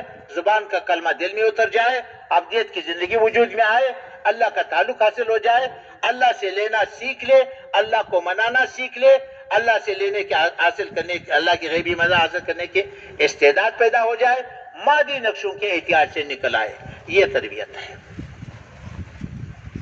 یہ پہلا مرحلہ ہے. پھر دوسرے مرحلے میں، پھر دوسرا مرحلہ محنت کا کیا ہے؟ پھر دوسرے مرحلے میں پھر ہجرت کی. ہجرت کے بعد دیکھو یہ 13 سالہ زندگی امت نے کیسے گزاری. 3 صدیاں بھی امت نے پھر ان اعمال کو کیا ہے. صرف یہ 13 سال نہیں ہے، آگے 3 صدیاں امت نے ان اعمال کو کیا. یہ الگ بات ہے، کسی زمانے میں دعوت غالب تھی، کسی زمانے میں علم غالب رہا، کسی زمانے میں عبادت غالب رہی، لیکن انہی اعمال کو کرتے رہے. جب ان اعمال کی اجتماعیت ٹوٹ گئی تو امت کا زوال شروع ہو گیا. 3 صدیاں انہوں نے ان اعمال کو کیا. پھر جب ہجرت ہو گئی تو نبی علیہ السلام نے جماعتیں بنا کر کے پھیلا دی. مسجد نبی کو آباد کیا انہی اعمال سے. پہلے مسجد بنائی، ان اعمال سے آباد کیا، پھر جماعتیں پھیلا دی. اور جماعتیں، چھوٹی جماعتیں بھی گئی ہے، بڑی جماعتیں بھی گئی ہیں، لمبے وقت کے لیے بھی گئی ہے، تھوڑے وقت کے لیے بھی گئی ہے. اور جماعتیں مقابلے بھی کر کے آئے، بغیر مقابلوں کی بھی آئی. نبی علیہ السلام خود بھی تشریف لے گئے، لوگوں کو بھیجا. اور ان جماعتوں کے پھیلنے سے دین پھیلتا گیا. اور پھر حکم تھا کہ جو قبول کرے ان کو یہاں لے کر کے آؤ، مدینہ لے کر کے آؤ. افراد آتے رہے، وفود آتے رہے، قافلے آتے رہے. اور پھر جو نا ان کو مسجد میں جمع کیا جاتا تھا. مردوں کو مسجدوں میں رکھا جاتا تھا، عورتوں کو گھروں میں رکھا جاتا تھا. ایمان سکھائی جاتی تھی، ایمان کی محنت سکھائی جاتی تھی، دین سکھایا جاتا تھا. پھر نبی علیہ السلام جائزہ لیتے تھے، حال لیتے تھے. اطمینان ہوتا تو اپنے مقام پر روانہ فرما دیتے، اگر اطمینان نہ ہوتا تو مزید روک لیتے. یہ ساری سیرت میں موجود ہے. سیرت اٹھا کر کے دیکھو، ان کو روانہ کر دیتے. مقابلے بھی ہوئے، مقاتلے بھی ہوئے، بغیر مقاتلوں کی بھی آئے. لمبے عرصے کی جماعتیں بھی بھیجی، لمبے وقت کے لیے بھی بھیجے، مختصر وقت کے لیے بھی بھیجے. خالد بن ولید رضی اللہ عنہ کو بھیجا، 6 مہینے کے بعد بلایا. علی رضی اللہ عنہ کو بھیجا، 6 مہینے کے بعد بلایا. خالد بن سعید رضی اللہ عنہ کو بھیجا، نبی علیہ السلام کی وصال کے بعد واپس آیا. ساری سیرت میں موجود ہے. اس کے ذریعے سے دین پھیلتا گیا، ان کو بلاتے گئے. یہ دوسرا مرحلہ ہے. آج اس کی خصوصیت یہ ہے کہ ہر حال میں نکلو، کمائیوں کو قربان کر کے نکلے، تکلیفوں کو برداشت کر کے نکلے. کمائیاں قربان کر لی، 1/3 پر کمی آئی، اخراجات بڑھ گئے، مہاجرین کو لیا، ان کو دیا، اللہ کے راستے کے خرچ برداشت کیا، نادار نکلے ان کا خرچ برداشت کیا، مہمانوں کو کھلایا، اور واپسی پر جو لوگوں کو زادرہ دیے، توشے دیا، ہدیے دیے. گھروں میں 2 مہینے آگ نہیں جلی، پیٹ پر پتھر باندھنے لگے، فاقے برداشت کرنے لگے. یہ خروج کے مزاج تھے. یہ وہ محنت ہے جو نبی علیہ السلام نے کیا اور اس نہج پر کیا ہے. اب یہ محنت ہمارے سامنے ہو کہ محنت اس رخ پر آ جائے اور اس ترتیب پر آ جائے. مقصود کیا تھا؟ پہلے مرحلے میں اللہ کی غیبی مدد حاصل کرنے کی استعداد پیدا کرنی تھی. دوسرے مرحلے میں اللہ کی غیبی مدد دکھا دی، اپنے آنکھوں سے دکھا دیا. آگ مسخر، پانی مسخر، ہوائیں مسخر، حیوانات مسخر، فرشتے اترتے تھے، دعا مانگتے تھے، فرشتے اترتے تھے، دعا مانگتے تھے، فرشتے اترتے تھے. برکتیں اپنے ہاتھ سے دیکھی، اپنے آنکھوں سے دیکھ لیا، فرشتوں کو اترتے ہوئے دیکھا. ہوائیں مسخر، پانی مسخر، آگ مسخر، حیوانات، سینکڑوں واقعات ہیں. سعد بن ابی وقاص تعالیٰ عنہ 10,000 کے لشکر کو پانی کے اوپر بغیر کشتی کے گزار کے گئے. نستعین باللہ ونتوکل علیہ حسبنا اللہ ونعم الوکیل ولا حول ولا قوت الا باللہ العلی العظیم پڑھتے رہے، چلتے رہے.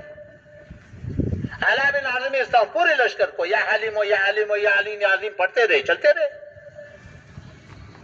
قتیبہ مسلم رحمۃ اللہ دریا آموفت پورا لشکر. ابو مسلم خولانی رحمۃ اللہ علیہ دریا دجلہ پر پورا قافلہ. ابو مسلم خولانی رحمۃ اللہ اسود انسی نے آگ میں ڈالا، آگ میں ڈال کر کے آگ کے اندر نماز کی نیت بات کی. حیوانات مسخر. عبداللہ بن عمر رضی اللہ عنہ کا واقعہ، حضرت سفینہ رضی اللہ عنہ کا واقعہ، عقبہ بن نافع رحمۃ اللہ علیہ کا واقعہ. پورا جنگل ایک اعلان پر سارا جنگل خالی ہو گیا، حیوانات نے خالی کر دیا. یہ چند واقعات میں اس لیے عرض کر رہا ہوں کہ اللہ کو ساتھ لیا، اللہ کی غیبی مدد کو ساتھ لیا، اپنے آنکھوں سے دکھایا، اطمینان دلایا، مادی نقشوں کے احتیاط سے نکال دیا. ہمارا تو 3 چادواری کے اندر بند ہے، ملک مال والوں کا محتاج ہے، تو ہمیں ملک مال والوں کو دے کر کے چلنا پڑتا ہے. ہمارا مرکز ملک مال والوں کا محتاج، ہمارا مدرسہ ملک مال والوں کا محتاج، ہماری تبلیغ ملک مال والوں کا محتاج. تو مفلوج دین کو کون قبول کرے گا؟ محنت کو اپنے رخ پر لے کر کے آنا، اپنے مقصد پر لے کر، پورا دین سامنے ہو، پورا عالم سامنے ہو، آنے والی نسلیں سامنے ہو، اور محنت کا پورا نقشہ سامنے ہو. یہ نبی محنت ہے. اب اس نبی محنت کو دیکھ کر کے ہم اس وقت کام پر کھڑے ہیں. پھر اس کے بعد تیسرا مرحلہ آتا ہے. تیسرے مرحلے میں کیا ہوا؟ اللہ نے اپنا وعدہ پورا کر کے دکھایا. جب تربیت مکمل ہو گئی تو پھر اللہ نے اپنا وعدہ پورا کر کے دکھایا. سینکڑوں کے مقابلے میں ہزاروں آئے مار کھائی، ہزاروں کے مقابلے میں لاکھوں آئے مار کھائی، اور مار ہی کھاتے رہے. تقریباً 21 سال کے اندر آس پاس کی ساری حکومتیں اللہ نے قدموں میں ڈال دی. بدر میں 313 کے مقابلے پہ 1000 آئے مار کھائی. خندق میں 1400 کے مقابلے میں 10,000 آئے مار کھائی بغیر لڑائی کی.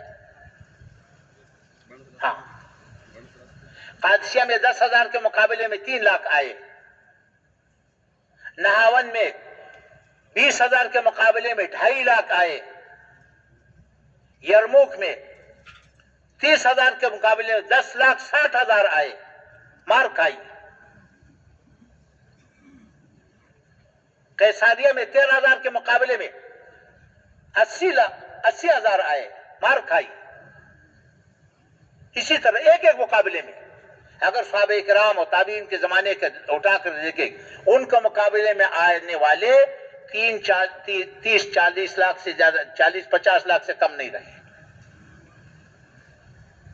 اور ان کی تعداد 40-50 ہزار تک نہیں پہنچتی. اور 21 سال کے اندر بحرین کی حکومت، یمن کی حکومت، حبشے کی حکومت، مصر کی حکومت، شام کی حکومت، عراق کی حکومت، دومت الجندل کی حکومت اور کسرا کی پوری حکومت اللہ نے قدموں میں ڈال دی. پھر معاویہ رضی اللہ عنہ کے زمانے سے لے کر کے ولید بن عبد الملک کے زمانے تک، مراکش سے لے کر کے چین تک، مکران کے سال سے لے کر کے داغستان تک، اس زمانے کی دنیا جو آباد دنیا تھی، اس کے 2/3 اللہ نے مسلمانوں کے قدموں میں ڈال دیا. اور 1000 سال تک پوری دنیا مسلمانوں کی نگاہ کو دے کر کے چلتی تھی. یہ وہ محنت ہے جو نبی اکرم کر کے آئے ہیں اور یہ وہ ترتیب ہے. اس وقت جو ہم کر رہے ہیں یہ تبلیغ نہیں ہے. لوگوں نے اس کا نام تبلیغ رکھا ہے اور علماء کو بھی جو مسئلے میں ڈال دیا, مشکل میں ڈال دیا. اب یہ تو تربیت ہے, تربیت کا زمانہ ہے.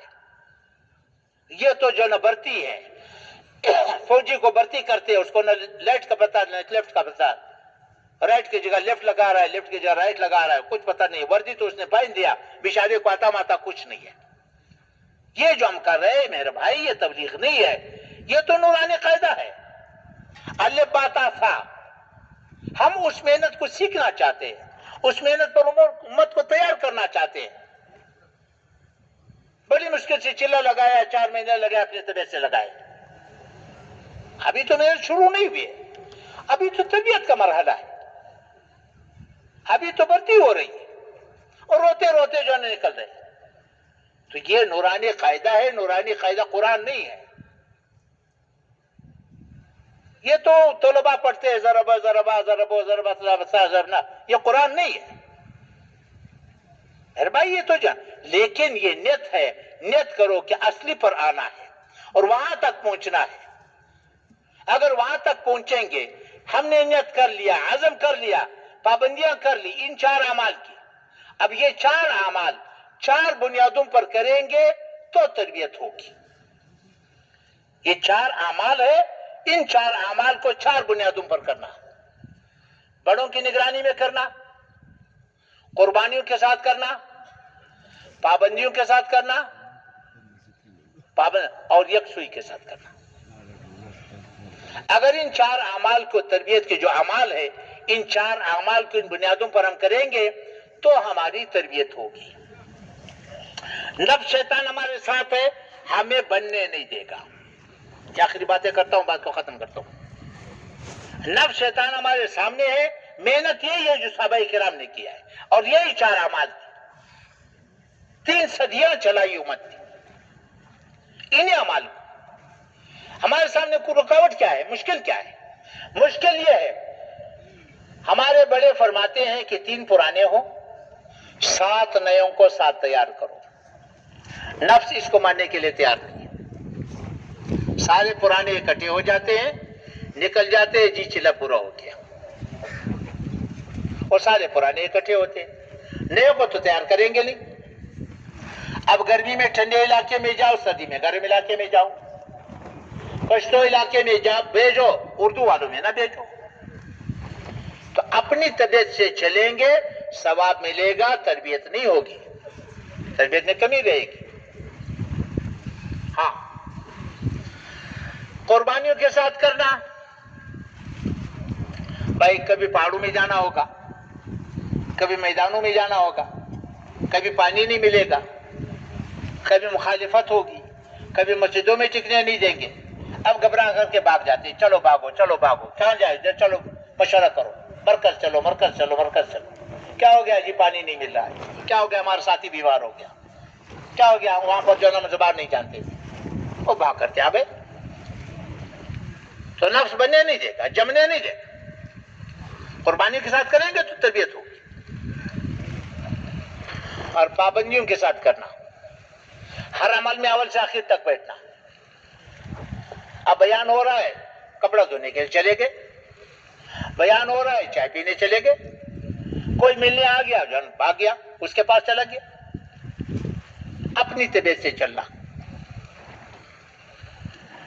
اور آخری کیا ہے, یکسوئی کے ساتھ. یکسوئی کی ترتیب کیا ہے, اللہ کے راستے میں نکلو. اللہ کے راستے میں نکل کر کے کیا کرو, 10 دن کے بعد, 12 دن کے بعد, 15 دن کے بعد اپنے گھر خط لکھو. اور خط لکھنا سنت ہے. گھر خط لکھو, گھر والوں کو دعوت لکھو, اور ان کو اپنی خیریت لکھو, اور اپنا پتہ مت بتاؤ کہ میں کہاں ہوں. پھر تو تربیت ہوگی. اب نفس شیطان نے کیا کیا, ایک تیسرا ساتھی تلاش کر لیا. آپ لوگوں کے پاس تو نہیں ہوگا وہ ساتھی, میرے خیال.